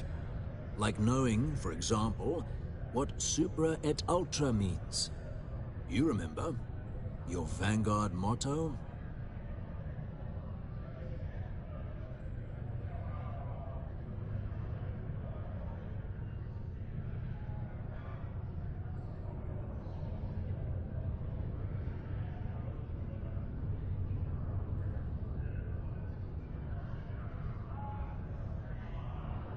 It's all right. I can vouch for this one. She's Vanguard. True as they come. And you're someone I should trust, huh? Why? I'm UC military. Retired. Can give you my gene tag code too if you'd like. Not necessary.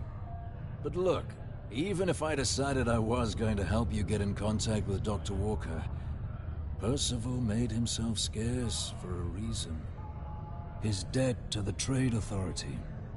But if someone resolved that debt, well, Percival wouldn't have to hide anymore. Can bet that person would make a friend out of Percival, and the rest of us devils. And I'm always inclined to help a friend.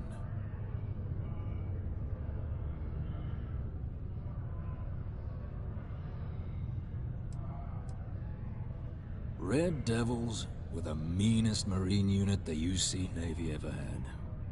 Couldn't get in if you hadn't done at least one stint as a Martian Dusty. Made us tough. Reliable. It's why they chose us as the handlers for the UC xeno-weapons. No other unit could handle that pressure. Percival, though, he wasn't a grunt like all of us. Science officer. Made sure the monsters behaved themselves around the Devils. And didn't with everyone else. But it was those monsters that did us in. When the colony war ended and the armistice came down, everything associated with xeno-weapons got shelved. Red Devils included. Now they're just a memory. Me? Nah. Infantry officer. But my grunts deployed alongside the things. Never seen anything like it. Before or since. Monsters from the darkest corners of the Black, rampaging across the battlefield. And understand why they banned them. Brutal. Armistice hurt us more than most, but... wow. Wasn't all bad that came out of that agreement.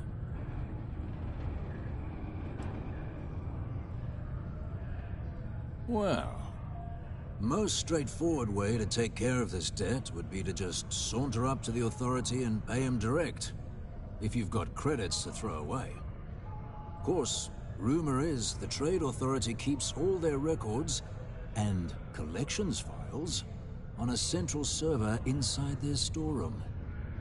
If someone was to break in there and adjust Percival's debt to something a little more reasonable, say a few hundred credits, I'd be happy to cover the costs. Making that adjustment would be illegal. I don't think this is a road we should travel. And, one soldier to another. Sidonia's full of old utility tunnels and crawl spaces. Wouldn't be surprised if there was one that let out right into the authority storeroom. Say, with an entrance behind the bar at the Broken Spear.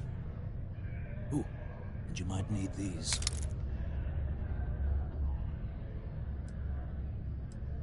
And I look forward to hearing the good news.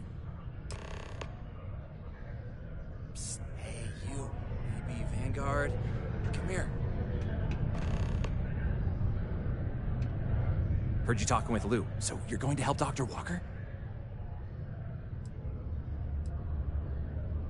Oh, no, I mean, I've got my suspicions, but look, you're planning to help Percival, right? Oh, good, good. Percival's a good guy. Listen, I know how you can do it without having to resort to any B&E. Aqueous hematite. Mars is full of it. People think it's just garbage, but Percival and I, we've been working on some projects in the deep mines. At least when he wasn't slaving away at his Trade Authority contract. But we stumbled on a way to make it useful and profitable. You give our research over to Octai at the Trade Authority, it should more than cover... I'm Cambridge. I was Percival's assistant. Well, apprentice, really. Couldn't work in the mines anymore, so he gave me a job helping with some of his side projects. Knows experiments inside and out, and I know this one was gonna be big. It's mostly iron and about 3 centuries of human water runoff, though only Percival would be able to tell you all the trace elements and whatnot. But it builds up around human settlements, and something about the Martian soil changes it, makes it into something new, and we think we found a use for it. No. Well, yes, but the medical kind. I'd help him make whatever the city was running low on that month, and we'd sell it to the miners for cheap. But the Trade Authority got wind and wanted their cut. And then some.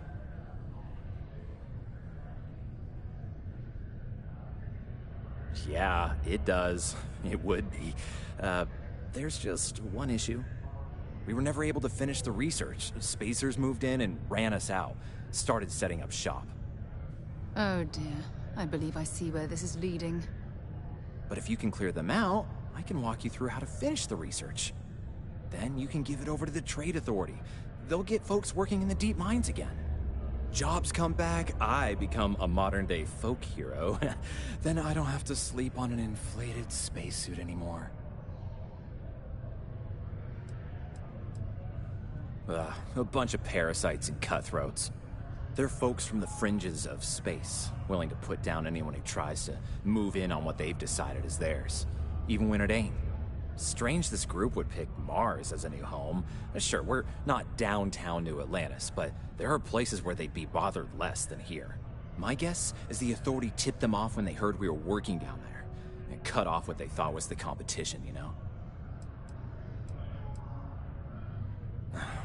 Biggest employer on Mars has always been Deimos Star Yards. After the Colony War, Armistice meant they needed a lot fewer warships. Fewer ships meant fewer minerals. That meant a lot of folks scrounging for work around here.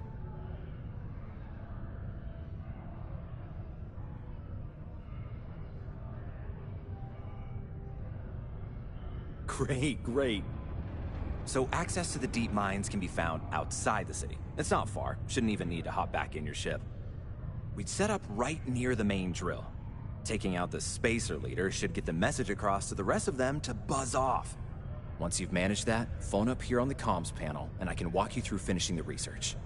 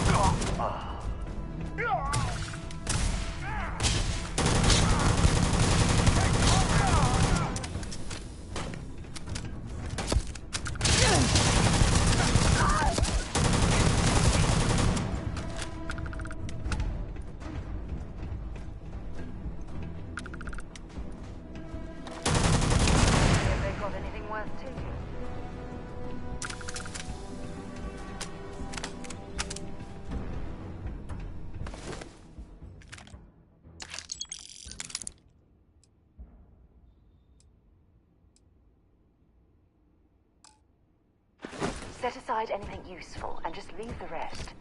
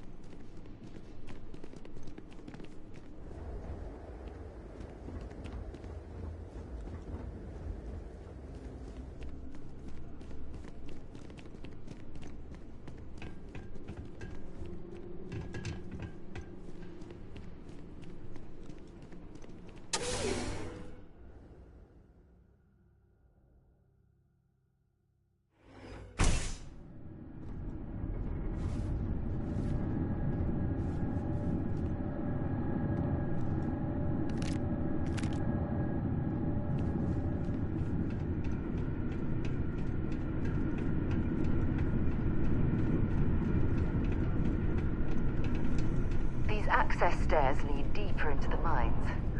I hope we remember the way back to the surface.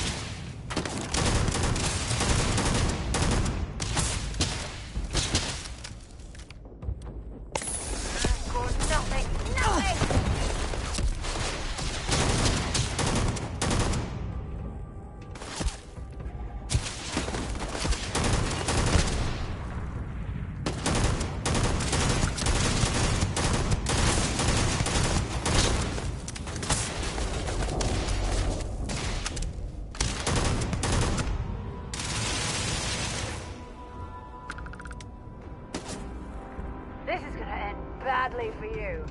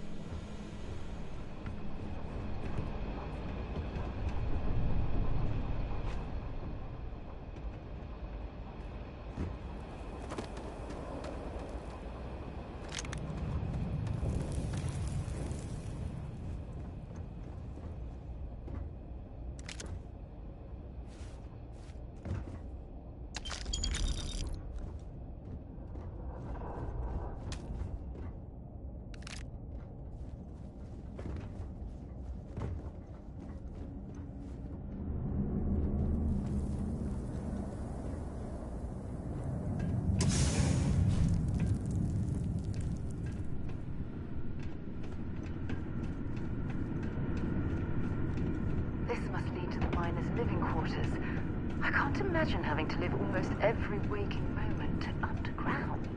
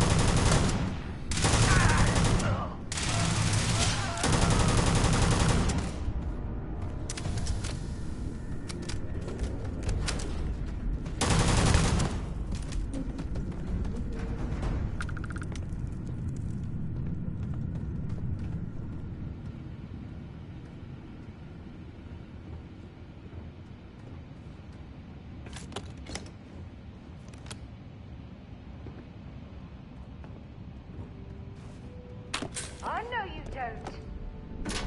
Ah, you're a damn joke.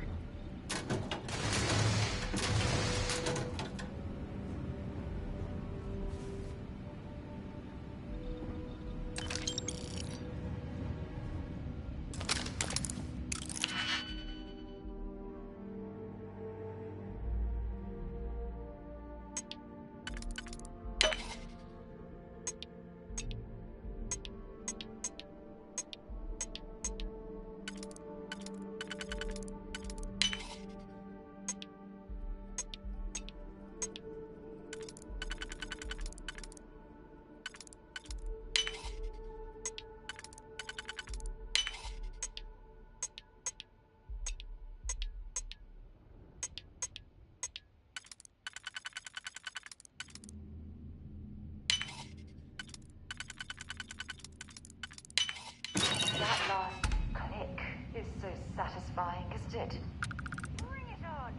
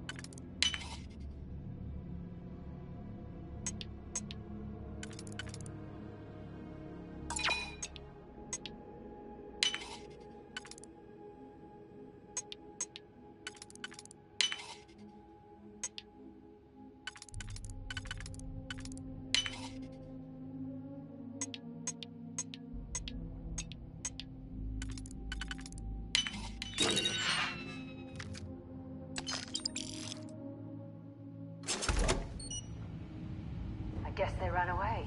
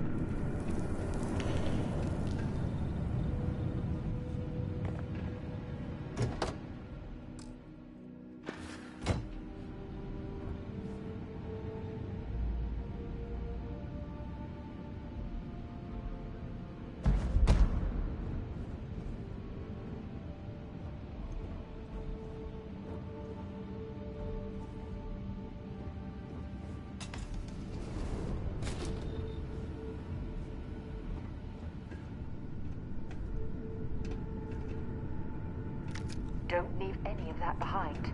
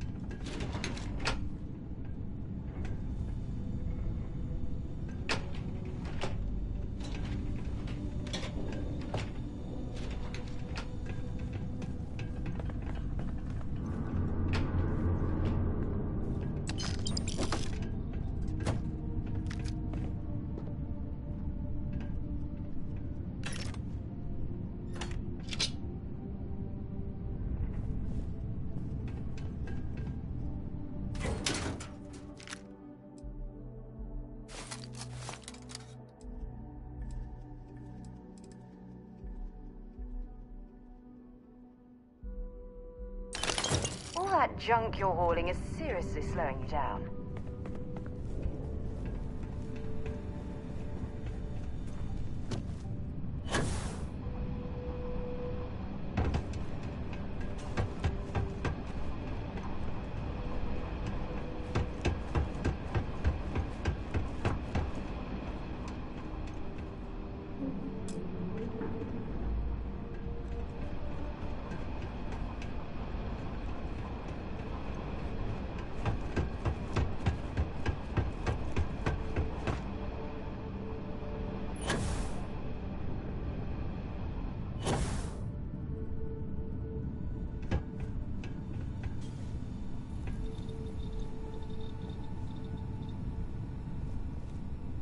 Hello? Oh, took care of the spacers, huh? Good. Now to finish off the research, you're gonna need to collect a sample of hematite.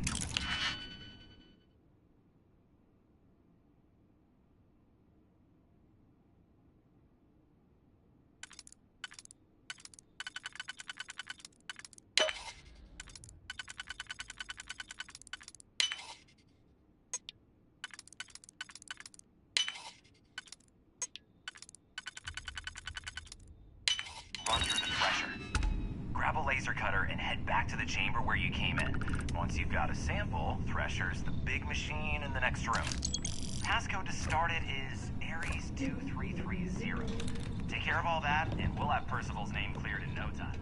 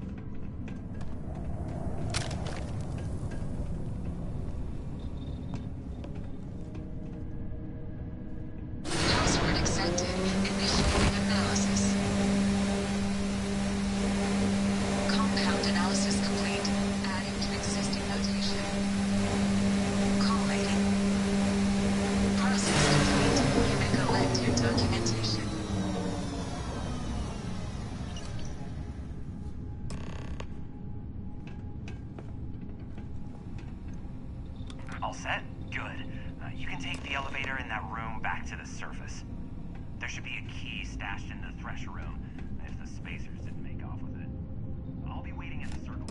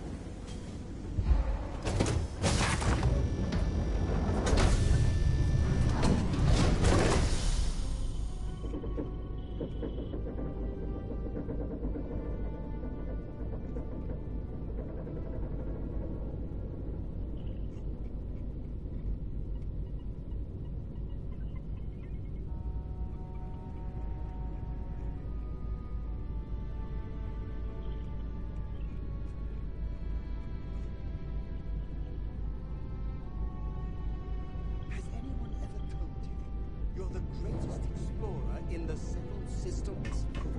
Well, they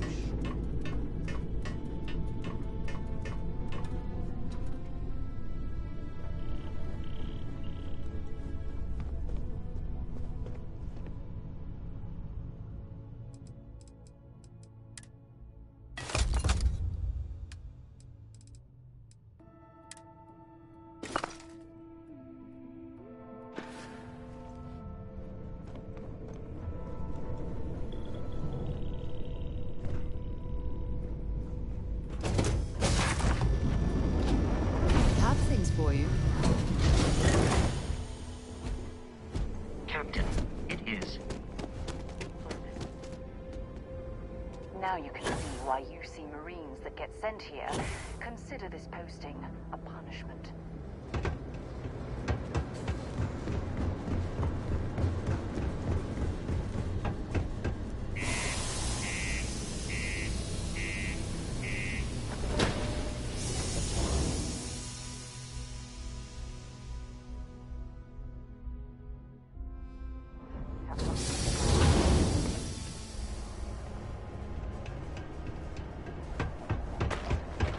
Do your part to keep Sidonia.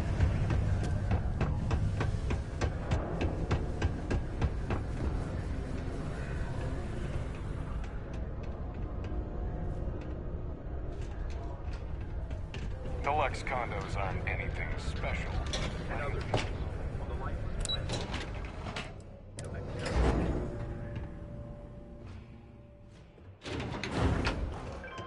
I'm still shocked about Governor Hurst.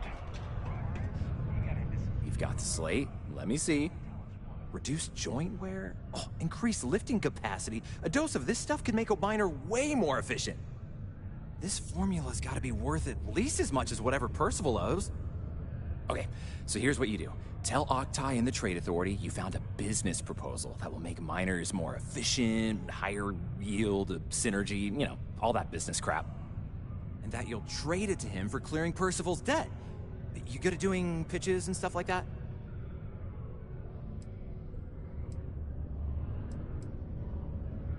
Oh, this is gonna be great. Oh, and here, a copy of the formula for yourself, in case you ever want to try maximizing your own industrial output. Oh, use that if you can. Good luck.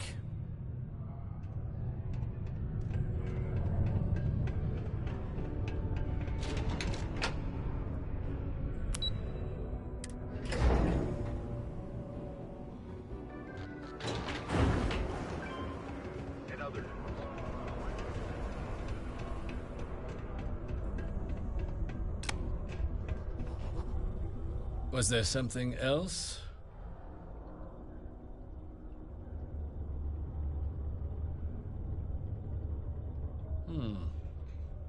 I'm never one to turn away an opportunity, but I'd be curious what you think you've uncovered in the Martian market that others have missed.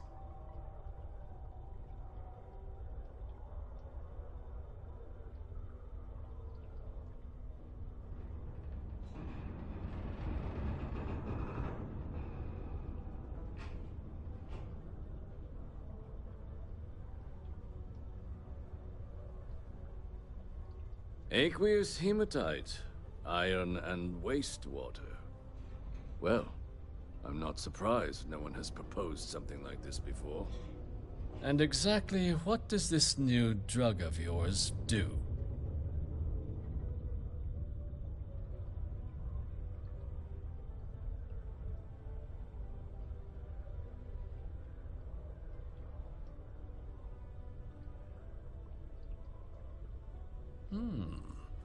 An interesting proposal, if your data pans out.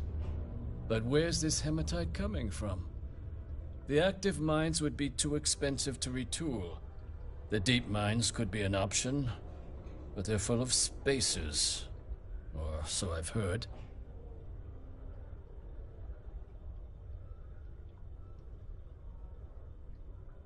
Well now, that is intriguing. A completely untapped resource pool, and the sort of utility every mining firm in Sidonia would be clamoring to get their hands on. We could contract out all the actual lab work, Bring on one of the hungrier mining concerns for materials. The licensing fees alone. And think what it would do for our image with the general populace. This mine, reopened thanks to the Martian Trade Authority. Very interesting indeed. And what do you want for the rights to this drug? Dr. Walker's dead? That's it? Consider it wiped.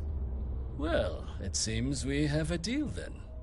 And here, a finder's fee from the Authority. A perfectly reasonable amount for a discovery with this sort of potential.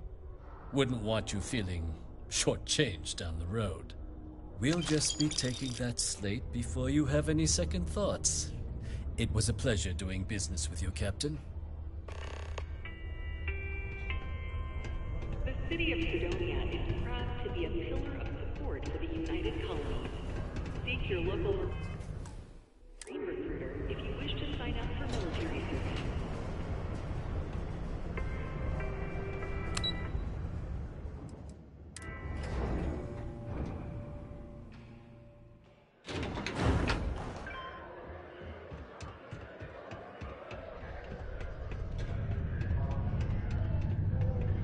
Yeah? Did you now? Fine work. My end of the bargain then, I suppose. He's holed up in the old Red Devil's HQ. Place was sealed up tight after the UC shuttered our unit, but we snuck him in the back entrance through the deep mines. Was also going to warn you about spacers down there. But it sounds like you might have already tossed those drakes. Yeah, the passkey. And I'll let him know there's someone he owes one hell of a thank you on their way down.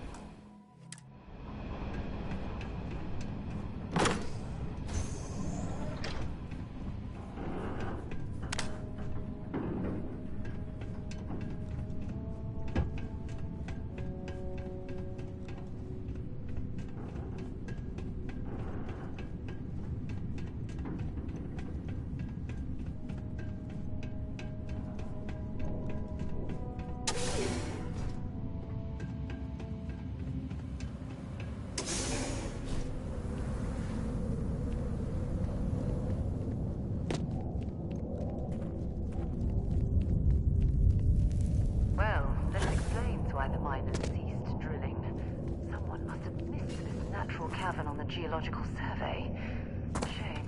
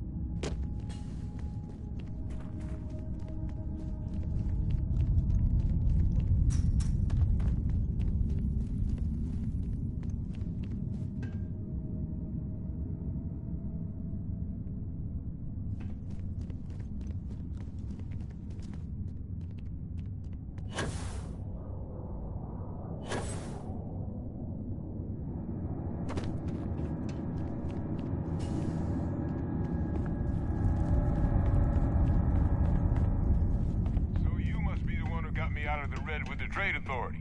Can't say I don't appreciate it, but I doubt you came all this way just to do me a favor. Now you want to explain to me why you're going around harassing nefarious old men by wiping away their hard-earned debts?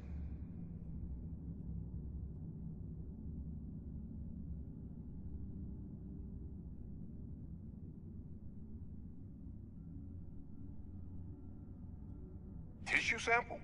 You came all the way down here for that? Must be some damn important cells. You want to tell me what I'm about to be staring at?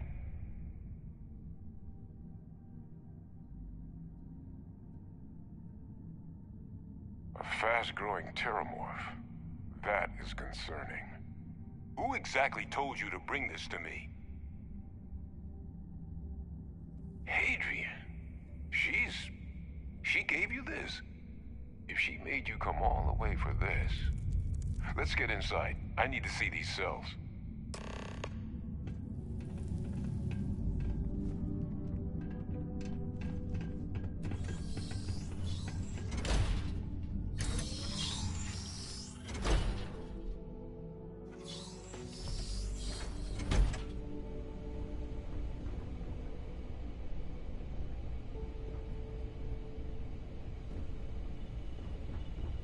Gonna ask you to not touch anything. Got some projects in the works down here. I wasn't expecting guests. Oh, and Lou mentioned how you took care of the debt. Can't say I'm thrilled the Trade Authority got their mitts on the research, but I guess that's the price you pay not to live in a cave the rest of your days.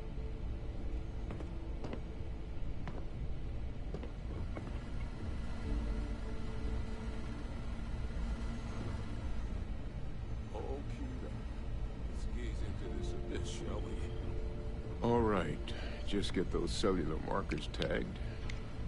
Wait, where are the markers? This can't be right. This sample, it's Londinian. I'll need to get this all in a slate. Adrian really gave you this sample. You're not lying to me?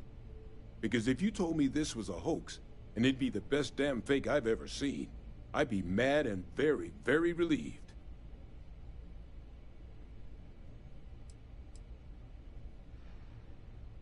She was disconcertingly correct, trying a little habit of Adrian's.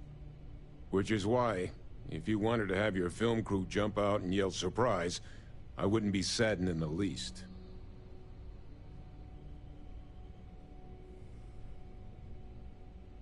Can't just humor an old man, huh? This sample, it's got all the indicators of the worst terramorph attack in human history. I presume you've heard of Londinian.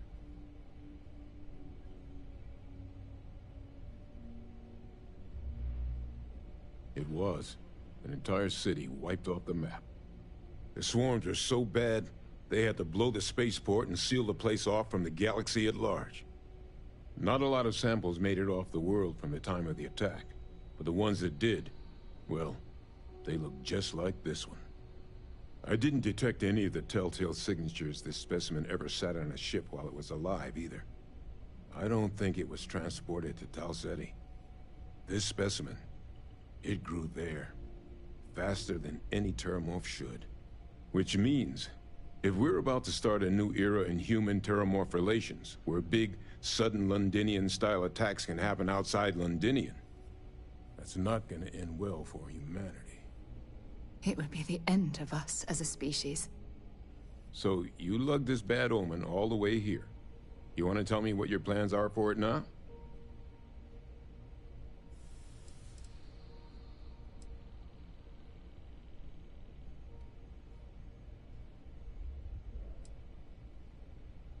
Because until now, the terramorphs that wiped out Londinian had the good sense to stay put. What happened there? It was a tragedy, but at least it was contained.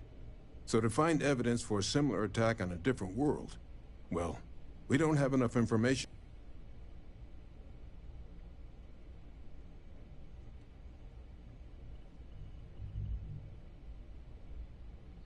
The circle, huh? Could use a drink about now. Here, faster we take the lift to the surface. Not supposed to use it, but Given the circumstances, I'm inclined to just ask forgiveness. Let's get going.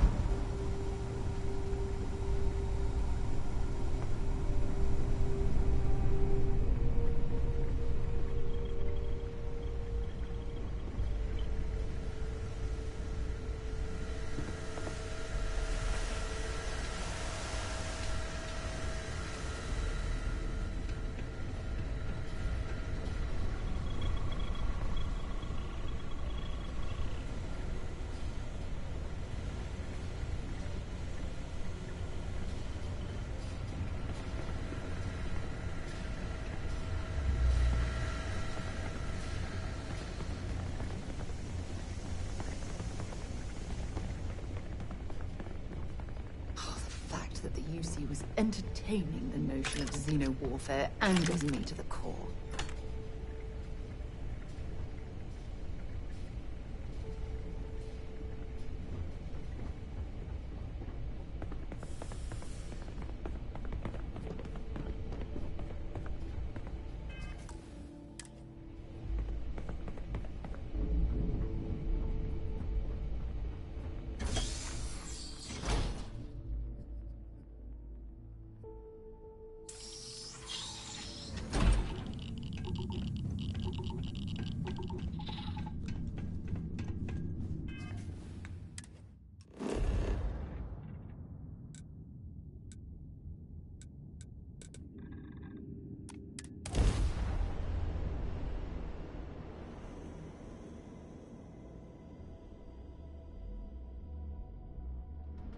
I have something for you when you have a moment.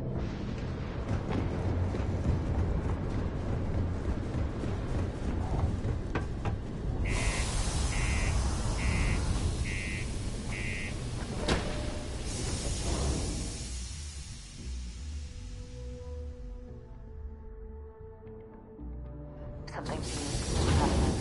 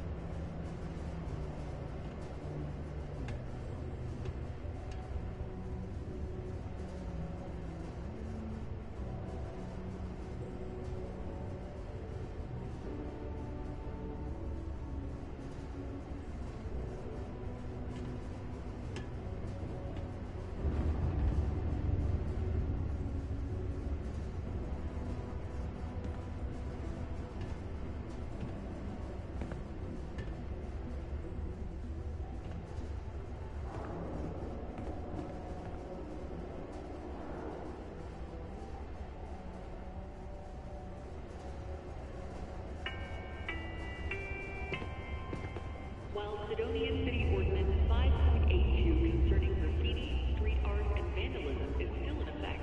A permit has been retroactively granted for the artist behind the Space Frog posters. Please stop reporting these artworks to the Office of the Governor.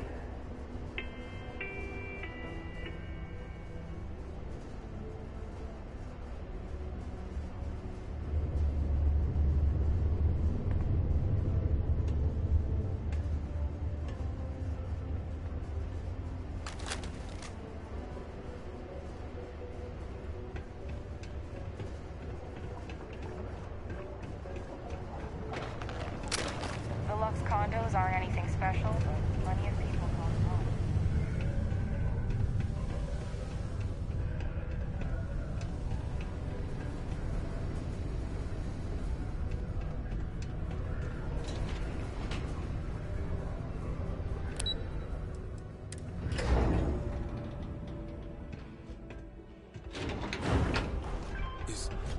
Is that really her?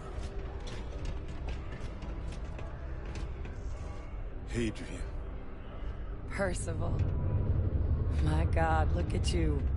You're an old man now. You're no hassling yourself anymore, Major. Our friend here showed me your sample. Suffice it to say... Not here. Let's talk somewhere more private. Lou said we could use the back.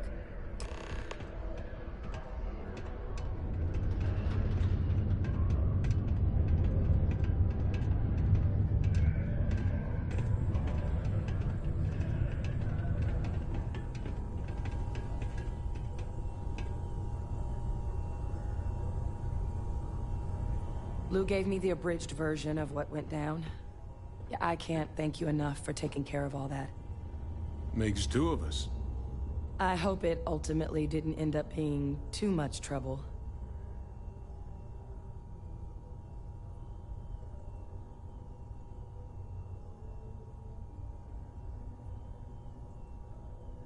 Well, that's certainly not what I was expecting you'd have to go through. But thank you. I'm just glad you both came through intact. So, were you two able to get that workup together? Got it right here. That sample? It's an exact match for the ones from Londinian. Londinian. That's exactly what I was afraid of. Not thrilled to be the bearer of that kind of news. That's for damn sure. So tell me you've got some kind of plan for that workup. Well, right now, we've got more questions than answers. So I've been trying to figure out what it's gonna take to access our old Terramorph data. Good place to start. What'd you find? It's in the archives. The Armistice Archives? Doesn't that mean we be dealing with the Cabinet? And the Freestar Collective? And House Varun somehow? Guess we can kiss that approach goodbye. I didn't think the Cabinet would be willing to hear us out either. But I called in some favors. They've agreed to hear us out on two conditions. One, they want to see this analysis you two have procured. And two, they want to discuss what happened on Tau Ceti. With both of us.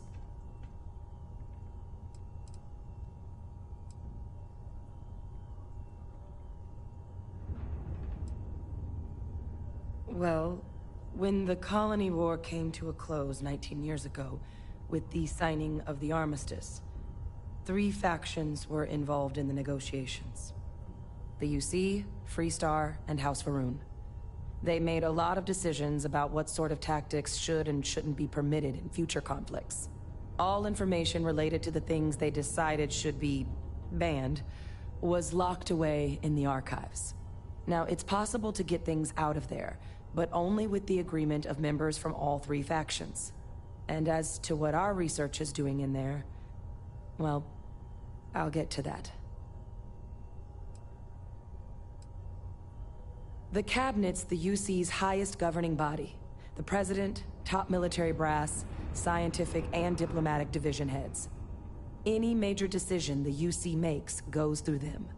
They're the only real chance we've got of unlocking the archives. So without their blessing, we're flying blind.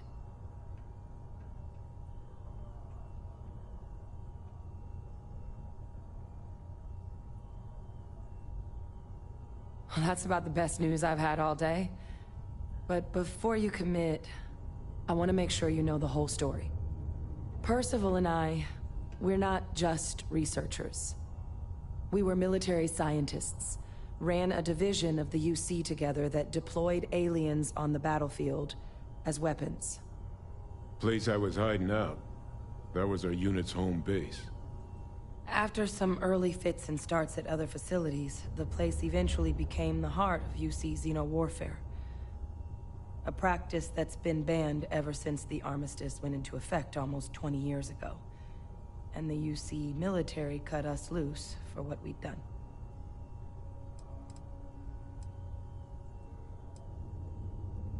No. We were both dismissed after the war for what we did. These days, we're just concerned citizens with a very particular area of expertise. Our damage has been done for a long time.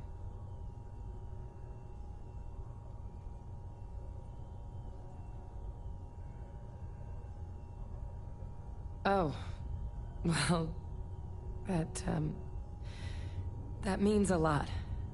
It's not something I'm exactly proud of. But it was during that assignment that the UC asked us to explore deploying terramorphs on the battlefield.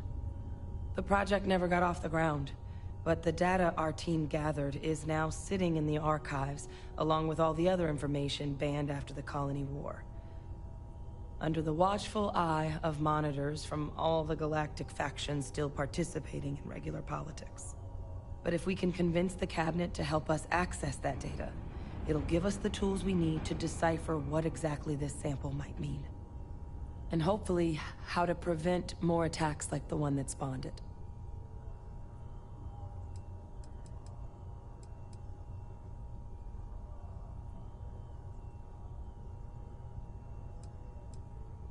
Because the Terramorph project was doomed from the start.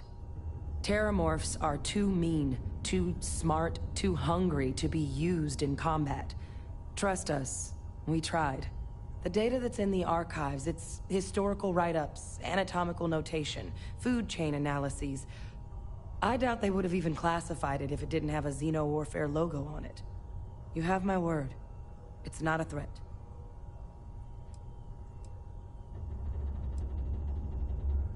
I mean, I hope they will, given the evidence we've acquired. But getting the Freestar Collective and House Va'ruun on our side, that won't be easy. Since neither group is exactly on great terms with the UC at the moment, for various reasons. Exactly. It's going to mean negotiations and deals and plenty of diplomatic legwork to see this through. But I don't see a better option to solving what's going on here. So, it's gonna be up to us to get them on board. All right. I'm gonna go get this workup into the cabinet's hands. I'll meet you out front of Mast in New Atlantis. Good luck. You two are gonna need it.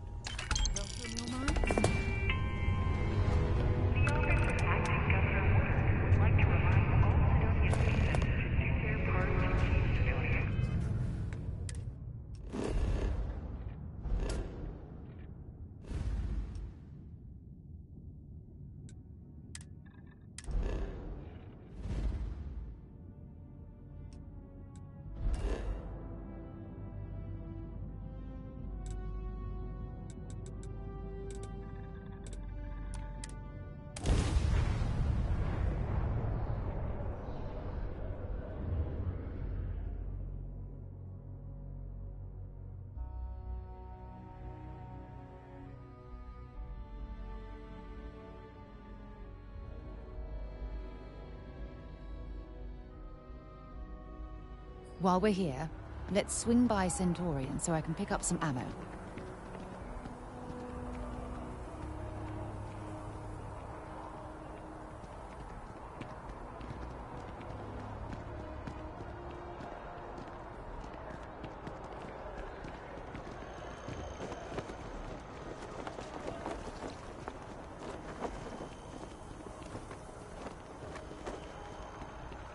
Captain! Over here.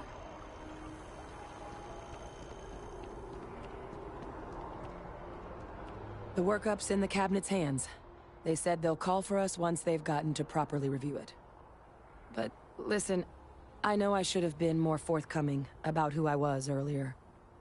So, in the interest of full disclosure, there's one more thing you ought to know before we head up there. My relationship with the UC, it's more complicated than it might seem at first glance. The UC's actually the only reason I'm here in the first place. I am a clone of a man named Francois Sanon, one-time fleet admiral of the UC during the Colony War, former head of the UC Navy. They called him Ve Victus. Woe to the defeated in old. The UC's attempt to create a new generation of military minds from one of their most respected tacticians. Secure the leadership of the UC military for generations to come.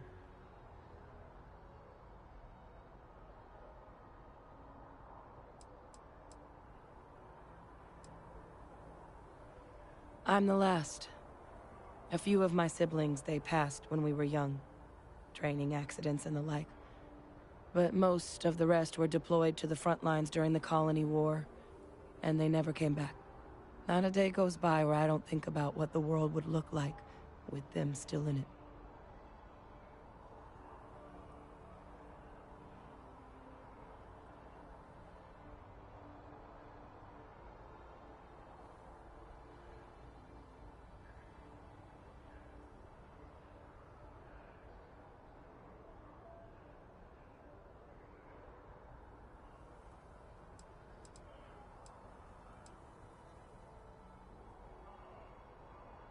A non-trivial amount of gene editing. Clone, honestly, isn't even really the right term for our relationship, thanks to the amount of donor material that was required to bring me into this world. He and I are different on more than a few levels, but there's no denying the fact we're inextricably linked.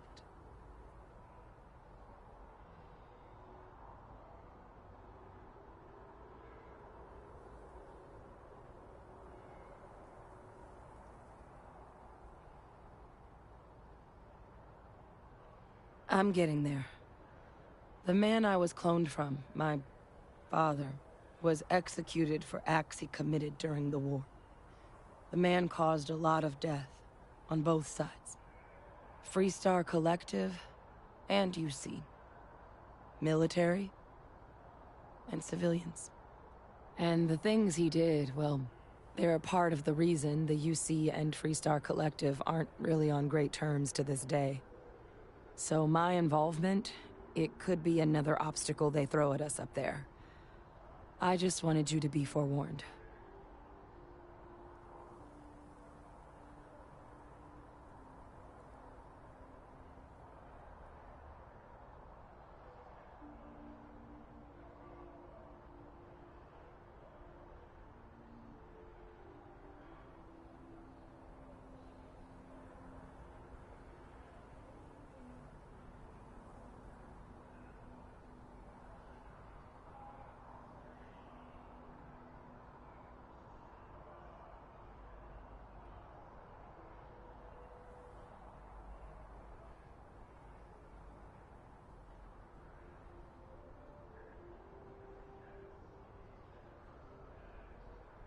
You doing okay?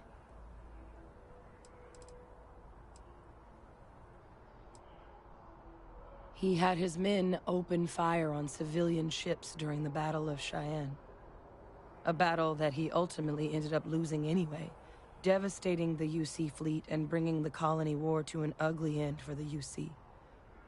But he's also the one who ordered the bombing of the Londinian spaceport during their outbreak, condemning countless lives. Both sides agreed the settled systems would be better without him.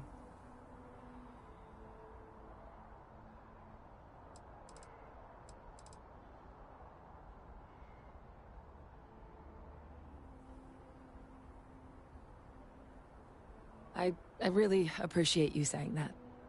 I just thought you deserved to know, considering how much you've done already.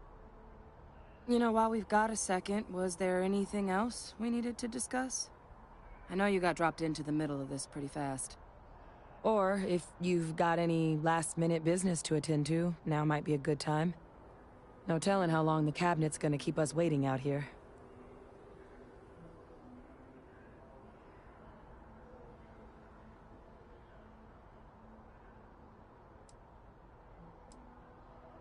Eye strain from the amount of reading I've got on the horizon if we succeed. The Terramorph project never went anywhere. It couldn't. They're deadly creatures, but they aren't xenoweapons. The cabinet not opening the archives is probably a bigger risk than them handing over the files. That data itself isn't dangerous, which probably wouldn't be a bad point for us to bring up, should the opportunity arise. Well, thinking about it more, I suspect there'd be value in sharing the fact that the Terramorph project was, well, a failure. There's no need to be afraid of this data being weaponized. Knowing that should calm some of the cabinet's fears and make it easier for us to dispel any suspicions the other factions might have about our intentions.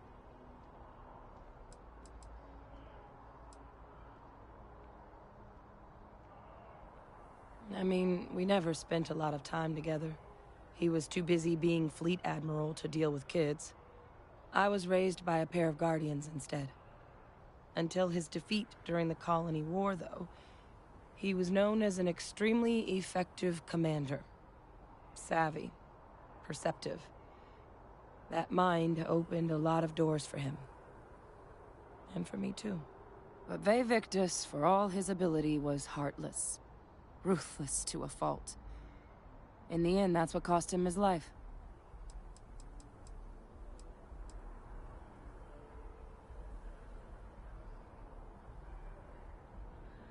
That's actually a souvenir from my time on Mars. The Red Devils unit I was a part of, they were founded by recruits who'd worked some of Mars' deepest mines. Folks used to adversity. The dust at those depths, it seeps into everything. The human eye included. Where the name Red Devils came from in the first place. It became an unwritten rite of passage that anyone wanting to enlist with the Devils had to do a stint in the mines before they could join up. The Devils were always talked about in such revered tones during my training, so as soon as I was old enough, I signed up. And the eyes were my parting gift.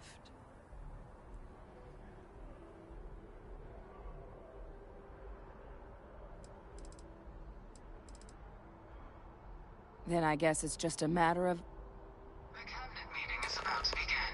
All parties, please proceed to the cabinet chambers.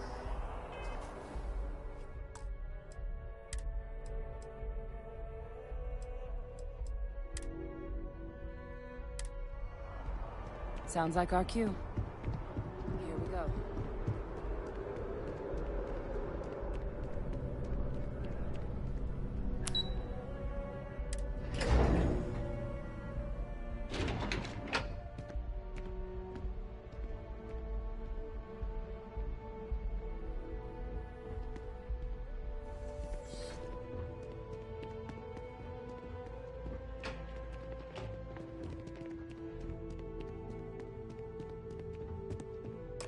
Ah, welcome. You must be the captain Hadrian mentioned in her report. You have our thanks for the risks you faced in securing this information.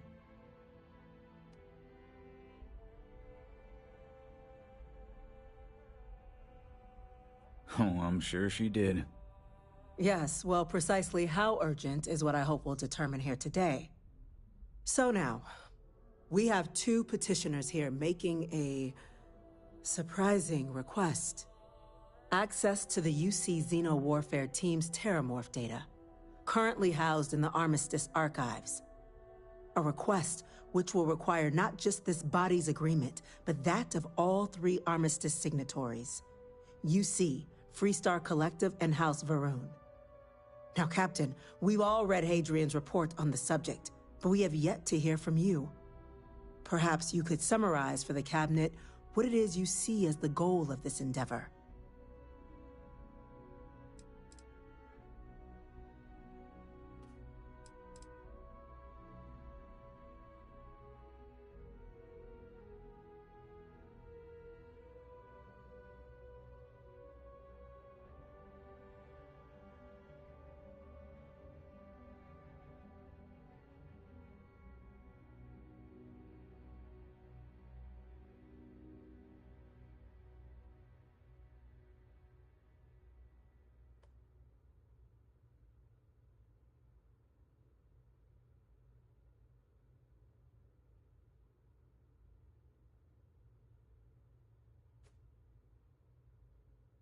Captain?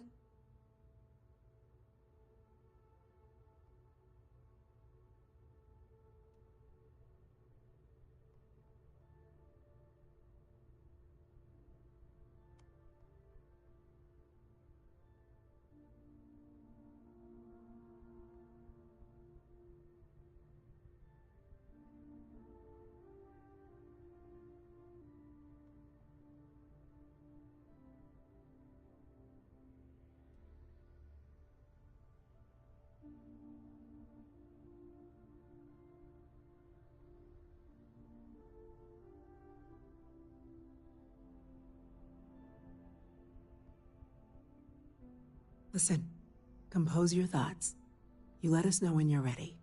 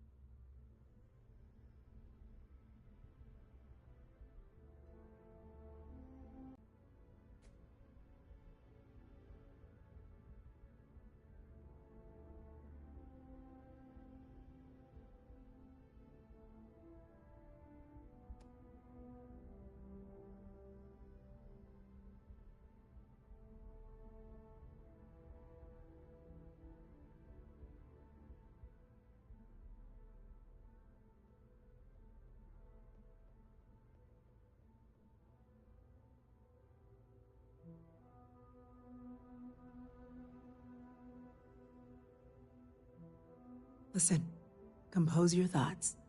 You let us know when you're ready.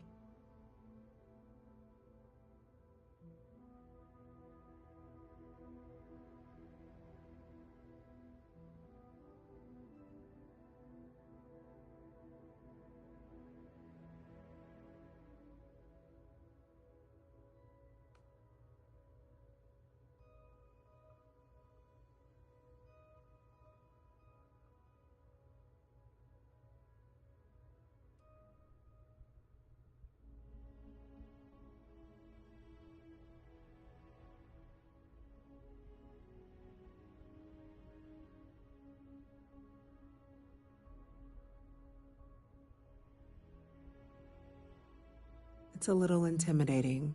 I understand.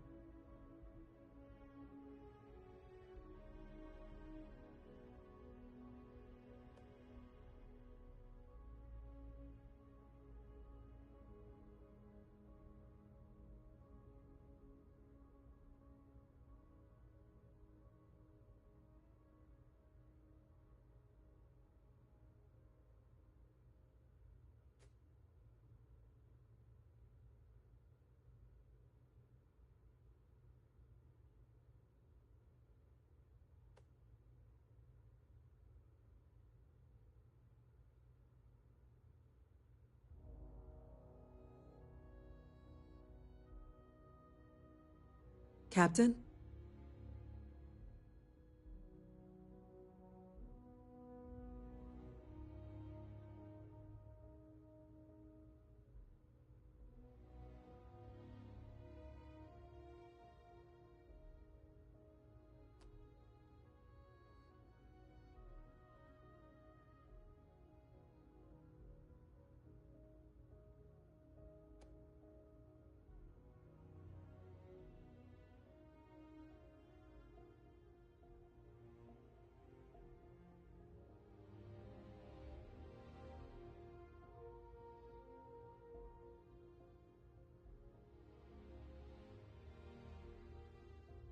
Listen, compose your thoughts.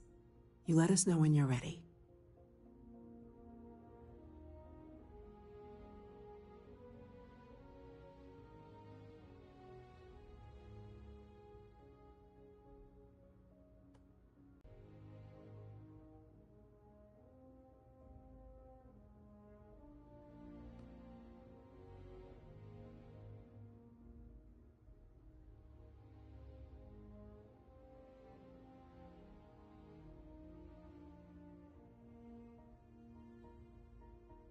That's a little intimidating. I understand.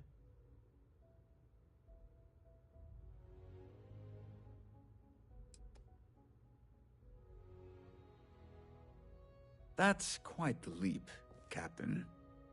Madam President, I object to the very premise of this meeting. While no one would argue that what happened on Tau Ceti was anything less than a tragedy, terramorph attacks are not some sudden new threat on the horizon. They've been happening for generations. To demand we hand over banned archival knowledge and possibly upset the balance of galactic diplomacy because of a single attack seems at best panic. And at worst, a power grab by the daughter of a bloodthirsty warmonger and her associates. I would remind the chief diplomat who he's speaking to. If it's my father you're looking to address, you're welcome to consult a medium. I would also ask how many deaths the cabinet requires to act. 50? 50,000? Because if tragedies like Tau Ceti are just prelude to more attacks, I have no doubt you'll get the body count you require. Let's keep this civil, shall we? And while there should be no doubt the preservation of life stands paramount among this body's duties, Chief Yassine has a point. Will a single attack, however troubling, be sufficient to convince the other factions to grant us access to what they no doubt consider weapon data? I don't think it's enough. Perhaps you can help, Captain. As the one who actually collected the sample in question, did this terramorph seem at all alarming to you?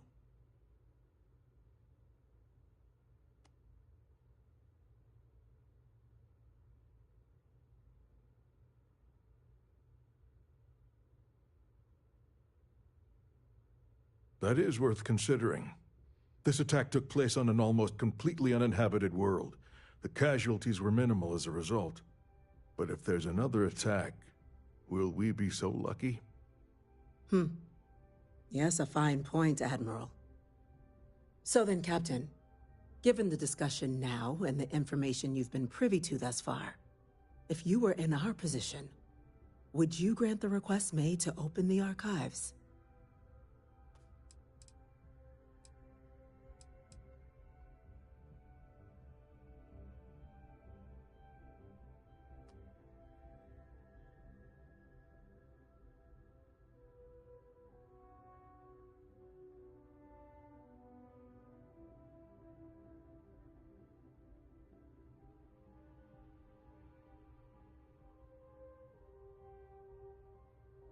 I'm uncomfortable opening the archives without gathering more information.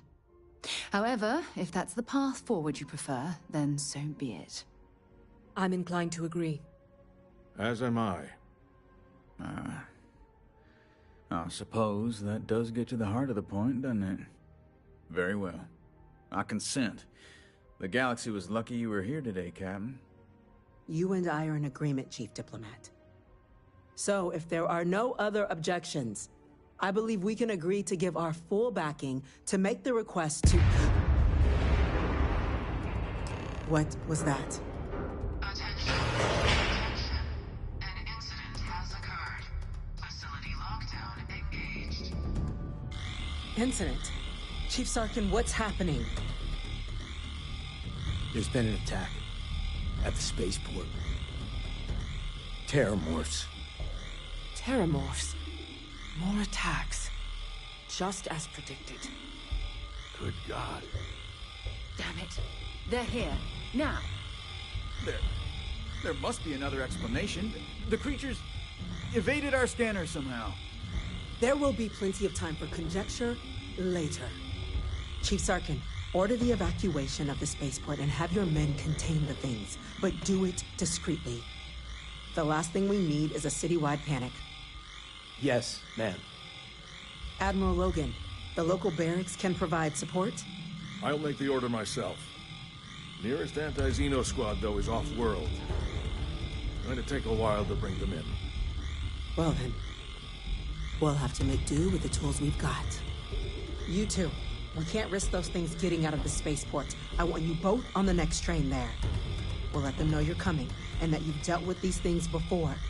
Now go show them how it's done. We're on it, ma'am. Captain, I'm right behind you. Let's get down there.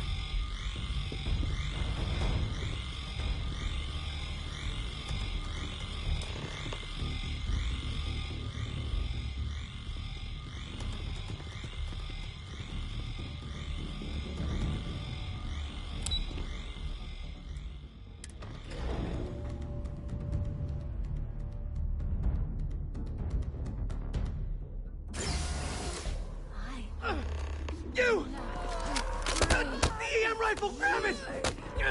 Now! Stop! That's...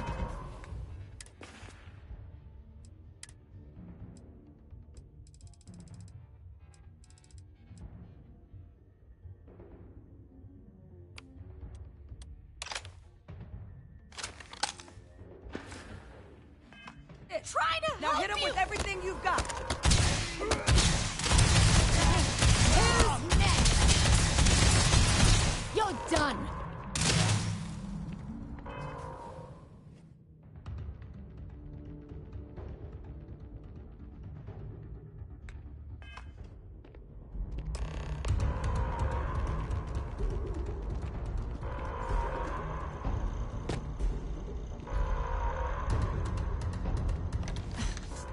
Thank you for what you did. We didn't want to hurt them. The way those people were acting, I've seen this before. They were under the Terramorph's influence, weren't they? I don't know. They were down at the port and they just started screaming. We'd tried to restrain them, get them on the train to get them out of harm's way, but some of the other officers down there, we couldn't restrain them fast enough. They just started firing on us. People we knew. They went berserk. Pheromonic projection. Some Terramorphs, they can induce this fog. It affects everyone differently, but some people just lose control, turn against everyone around them, even if they don't want to. They're like a puppet. You kill the morph, you break the hold. But this means we're gonna need to be real careful with our fire, and keep that EM weapon at the ready.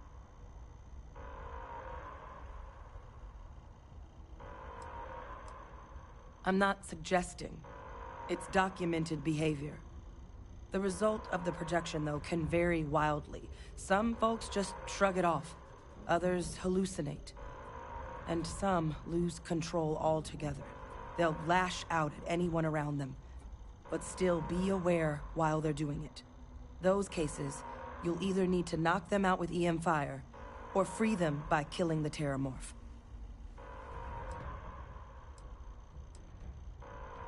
I honestly was just wondering the same thing. But no, you don't need to worry about me. I've had a Terramorph try it on me before. I'm not susceptible. So we'll just have to make sure to watch out for each other down there.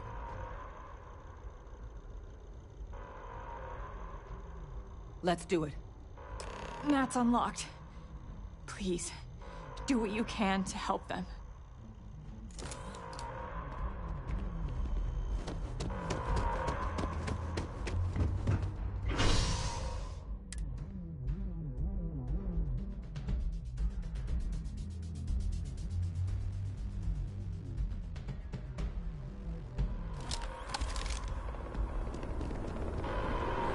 Time to waste, Captain. Stash the EM and pull some firepower. Let's move! Order has been issued for the spaceport district. Let it be okay. It's All not citizens real. are required to proceed to the nearest shelter.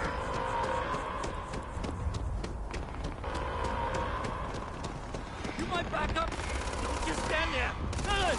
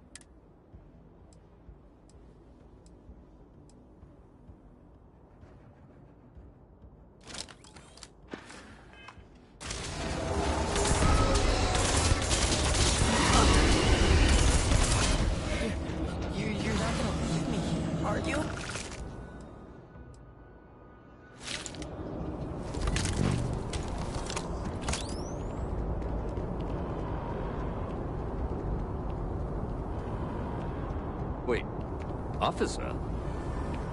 Are you and this woman experts? Take whatever we can get right now. We've got the remaining creatures locked down on the landing pad. We're barely holding our perimeter. They said you've done this before. Well, one fire team to spare and whatever supplies you need, but I can't risk them taking over any more of my men. Put those things down and do it fast. We'll hold them as best we can.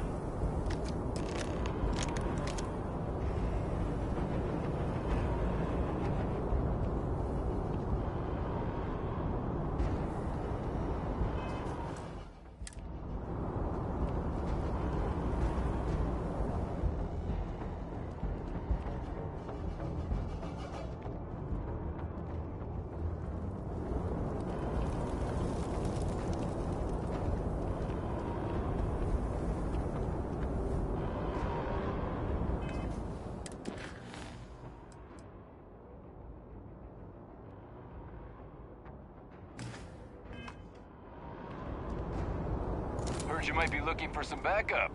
You say the word, we're out there on your 6. You two have any experience with Terramorphs before? Only the brief they just gave on the way here. But we know how to handle pressure. Surviving a full-on mental assault isn't the same as keeping your cool in a firefight. Might make you more liability than asset. We're not UC security. You don't need to worry about us.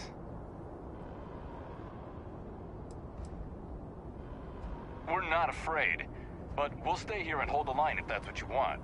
You're the experts.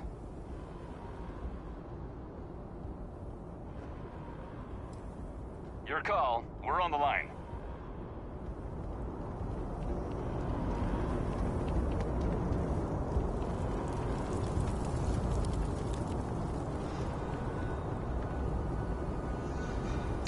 Well, I suppose they're not going to need it anymore.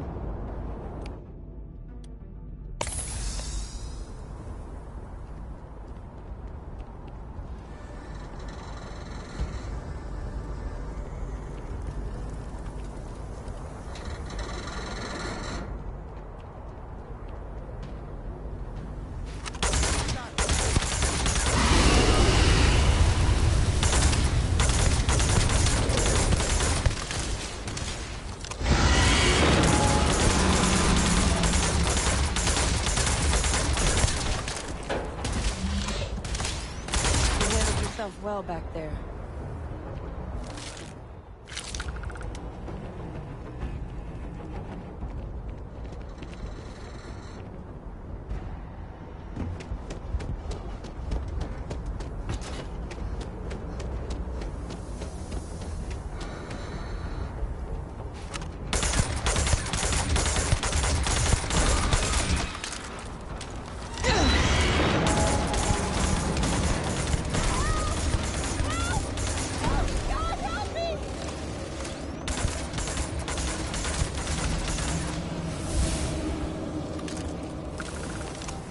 Target down. Nice work, Captain. It's over. Thank God. If these things reached the populated areas of the city, we would have had an absolute massacre on our hands.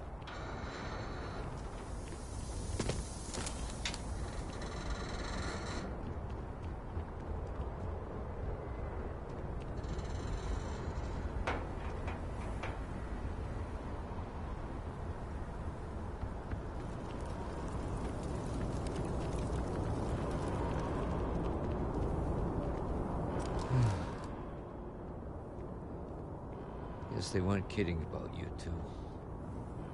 The universe put the right people in the right place.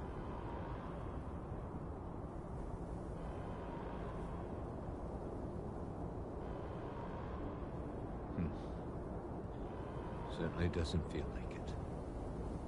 I don't want to think what would have happened if you two hadn't been here. Just glad we could rise to the occasion. Captain, we should report back to the President. Let her know the Terramorphs have been dealt with. Take care of yourself, Sergeant.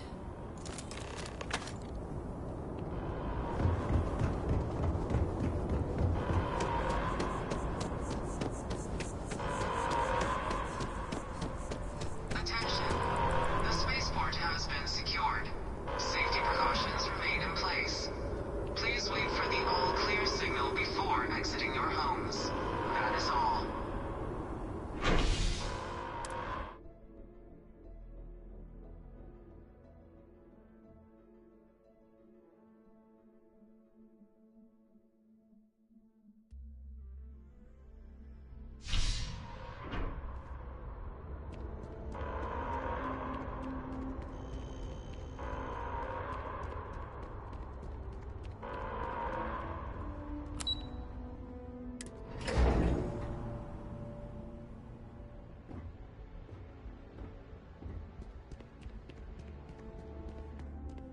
That's a relief to hear. Thank you, gentlemen. Let your people all know how much we owe them today. Yes, ma'am. Ah, there you are. I believe we have some things we should discuss. The loss of life, the damage to the spaceport. The costs of this attack are greater than I think we realize. Captain? Hadrian? It would appear that the Cabinet owes you our thanks for what you did for the city today. As well as an apology. Your concerns about the Terramorphs, well, consider them validated. Thank you, ma'am.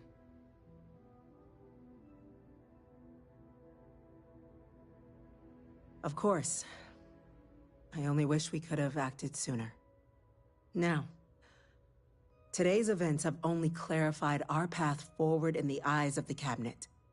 You will have our full support in collecting the Terramorph data from the archives, as well as a subsequent investigation into the nature of these attacks. But to accomplish those goals, we're going to need the right people in the right places.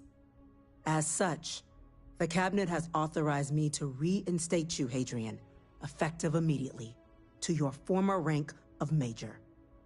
As soon as we've got the data in hand, we want you investigating these attacks and how to stop them. Will you do this? Yes. Yes, ma'am. I'd be honored.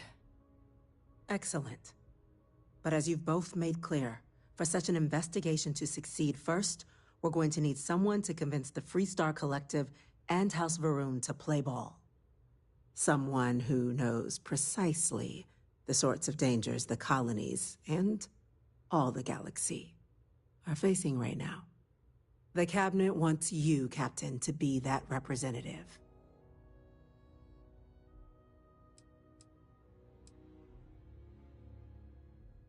The Cabinet wants progress, and wants it quickly.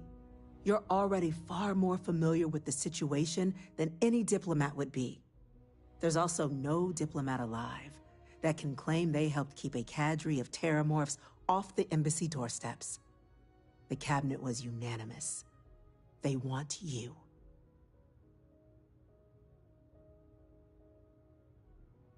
We do. In exchange, we're willing to fast-track your citizenship upon collection of the data. So, will you help us?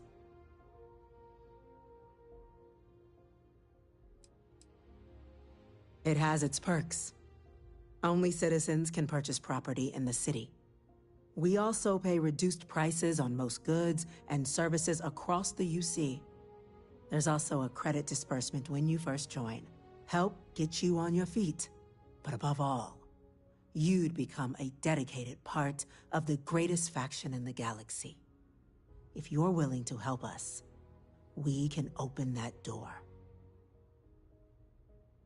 I'm glad to hear it. Now, we, of course, won't be sending you in without the proper support. Deputy McIntyre in the Office of Interstellar Affairs will be your guide on gaining access to the archives. You should be able to find her in our office across the hall. And on behalf of the whole of the United Colonies, you have our thanks. We're dismissed. The next time Terramorphs rear their ugly heads, the UC is going to be ready. I'm gonna go check in with Chief Engineer Kulkarni. Start getting a plan together for that data. There are so many different groups across the settled systems, it's hard to keep up with all the work they're doing.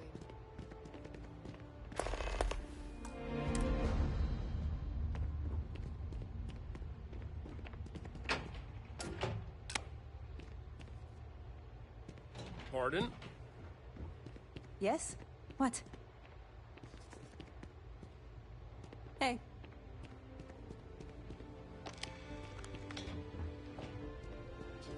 These orders. A Vanguard captain. You... Yes, sir. I'll make sure they get what they require. There's a huge difference between being prepared and carrying too much. That must make you my Vanguard captain. Welcome to Interstellar Affairs. I'm Deputy Chief Diplomat McIntyre, Chief Yassine's second-in-command. I heard you were instrumental in protecting the city from the attack. You have my gratitude. I was also informed that you gave quite the presentation to the cabinet. Chief Yassine wants you to know the Interstellar Affairs Office is fully committed to this endeavor, accessing the Terramorph data and beyond. We're going to do everything in our power to make sure you have the tools you need. And that means first getting you into the archives. You do know what the archives are, correct?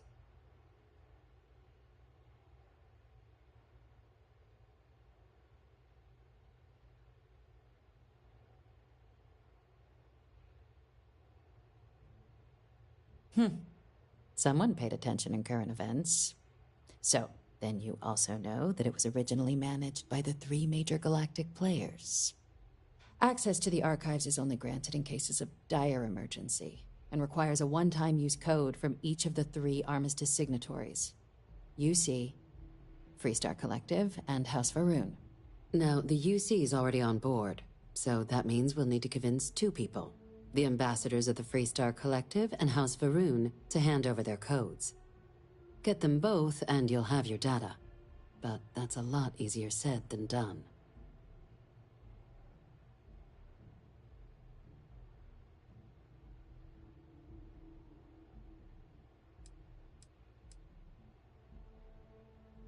No.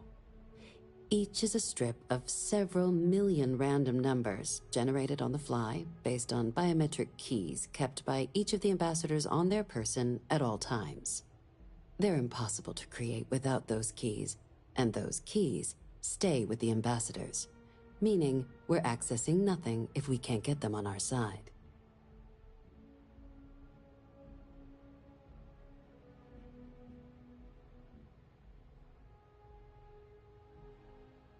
I couldn't agree more. However, both ambassadors have reasons they won't, or can't, work with us. Now, I'll provide guidance on how we believe you can acquire each code, but ultimately, it'll be up to you to get them both to cooperate. And I do mean cooperate. Threats and violence are off the table here. Though that doesn't mean we can't get creative. But it does mean we need to get you up to speed on who you're dealing with. Who do you want to start with? Ambassador Radcliffe of Freestar, or Ambassador Balmore of House Varun?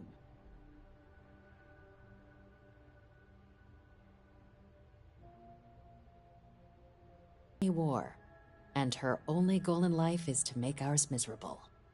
If Sam is any example of how stubborn the Freestar people can be, then I can imagine how difficult it must be dealing with this ambassador. Now, officially, our office is suggesting you try and negotiate with her. Use your experiences as a member of the military and with the threat we're facing to convince her to lend her support. And who knows? Maybe that'll work. Stranger things have happened. But my suspicion is we're going to have to rely on other tools to get her code.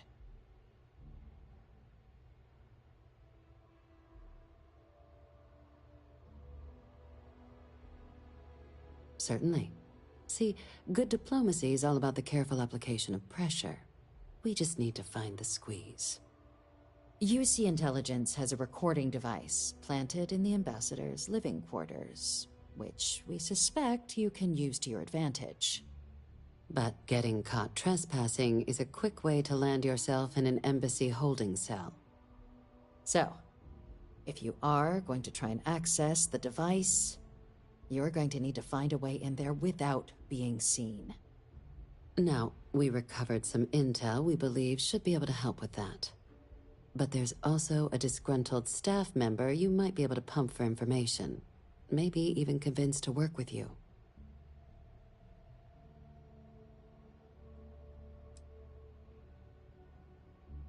Yes, many. Don't steal anything. Don't get caught anywhere you're not supposed to. Absolutely do not harm anyone. If something goes wrong, we'll do our best to smooth things over, but I can't make any promises.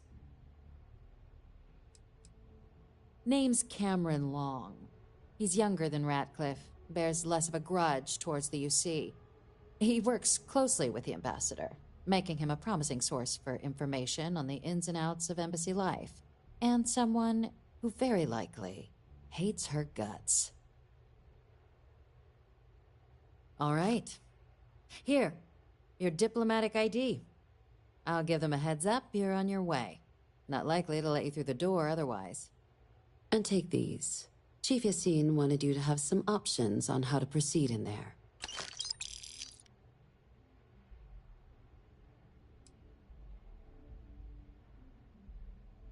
Ambassador Balmore's a challenge. When the rest of House Varun retreated into seclusion shortly after the signing of the armistice, Balmore stayed here. He's since lent his support to a small number of archival requests, so there's real hope he might again. Though claiming to know how a member of House Varun thinks is a quick way to earn yourself a psych eval.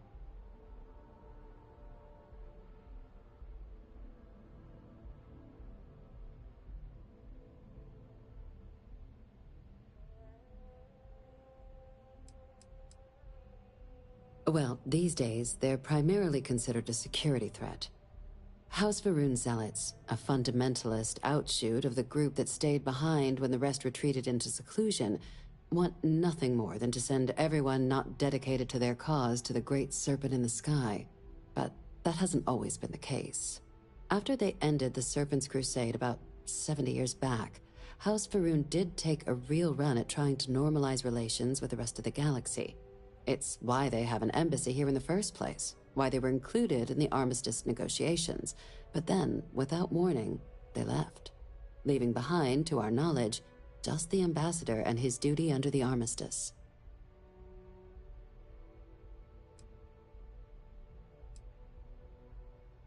It does, but there's a concern. We're not 100% sure Balmore's actually still alive. His public appearances were always rare, but it's been several years now since he last poked his head out. Scans of the facility show life signs, but not the kind we were expecting. Your task is to find him and kindly but firmly remind him of his duties under the armistice.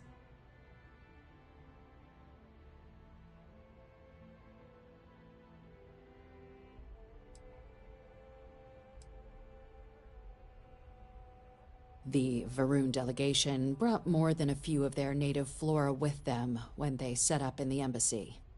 It seems those plants have been allowed to flourish, making it hard for us to verify what's flora and what's ambassador.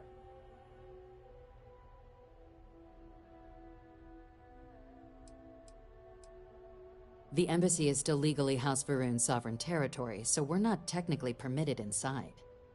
We've snuck in the occasional spy, of course, but the ambassador has proven more evasive than you'd expect for a man of his age.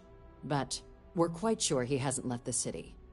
The man stands out.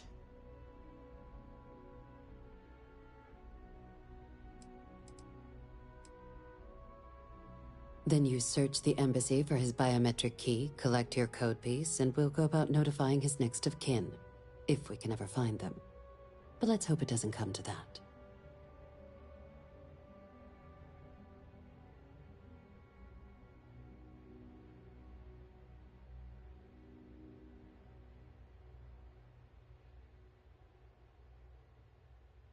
I have no doubt. Now, the embassy front door isn't an option, but our spies have stated there's a side entrance that should allow you access. Here. This device should get you all the way down to the embassy interior. Once you're inside, though, finding the ambassador is going to be up to you. And fair warning, we received a report that alarms might have been tripped inside the embassy during the attacks. Watch out for automated security in there. Now, if you have additional questions or require clearance for a new approach we haven't already discussed, don't hesitate to ask. I'd suggest you start with Ambassador Radcliffe. Approach her while the attack is still fresh in her and her staff's mind. Be smart out there, Captain.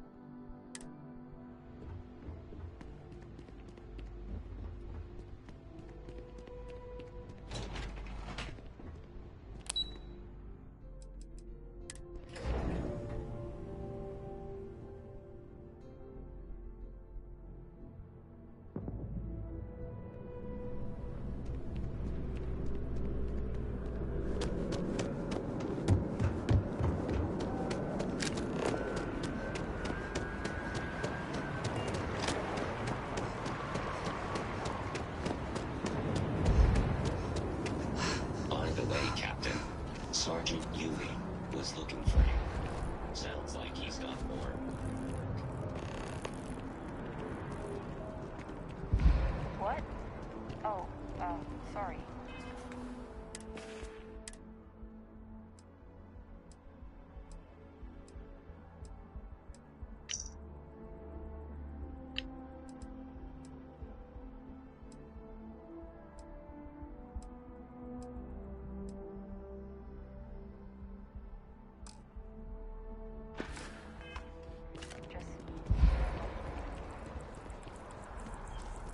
Maybe we should stop for a moment at the memorial.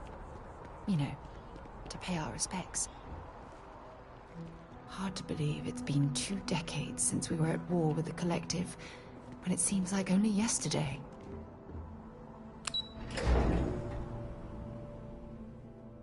That's something you might be interested in.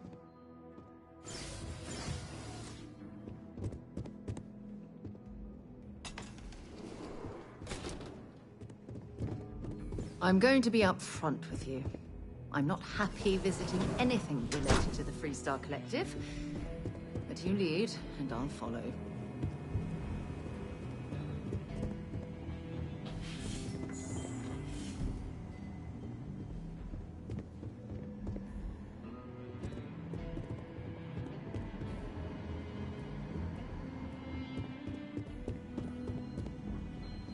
Terramorphs?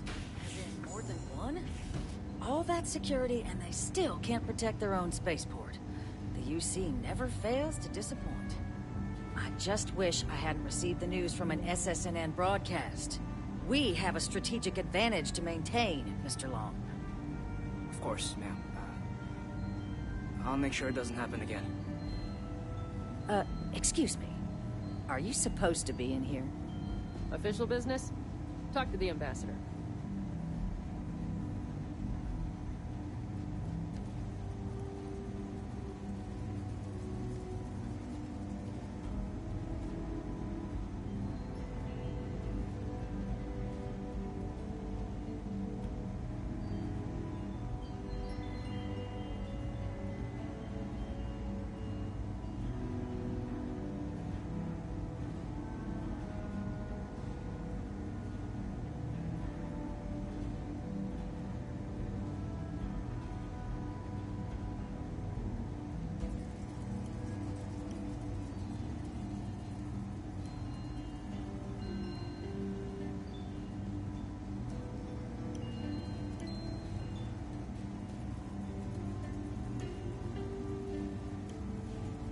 I'm sorry.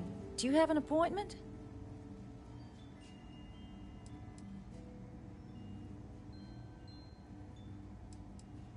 Ah, you're the one McIntyre called about. The eyewitness. She said you were at the spaceport. You have my thanks for what you did down there, truly.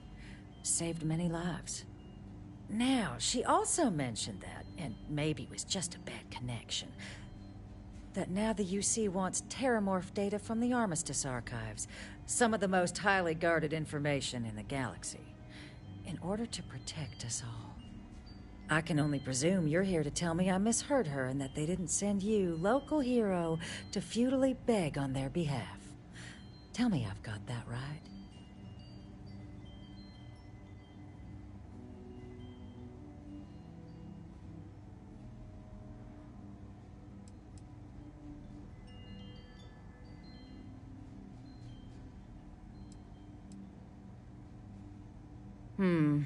I was afraid of that. Let me be frank, Captain. The answer is no. That information is there because it is dangerous. I will not be the one responsible for its release. Now, why don't you quit wasting my time and yours, and go?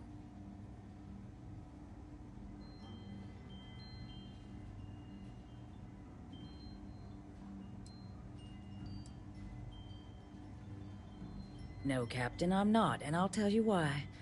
What you experienced down there at the spaceport, I've lived that once before already. Fought tooth and nail as aliens rampaged in the streets of my home and others all throughout the Collective. But my aliens were placed there by UC hands. So I'm not interested in anyone getting power like that ever again. The UC most of all.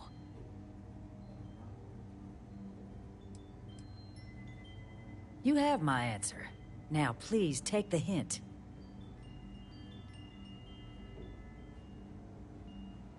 You're really gonna push this? All right, I will give you one chance. One to convince me. Understood. I'm listening.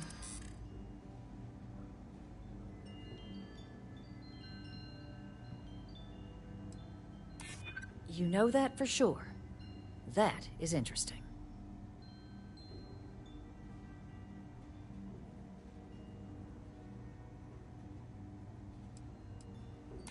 No one does, Captain. The only question is how to do it.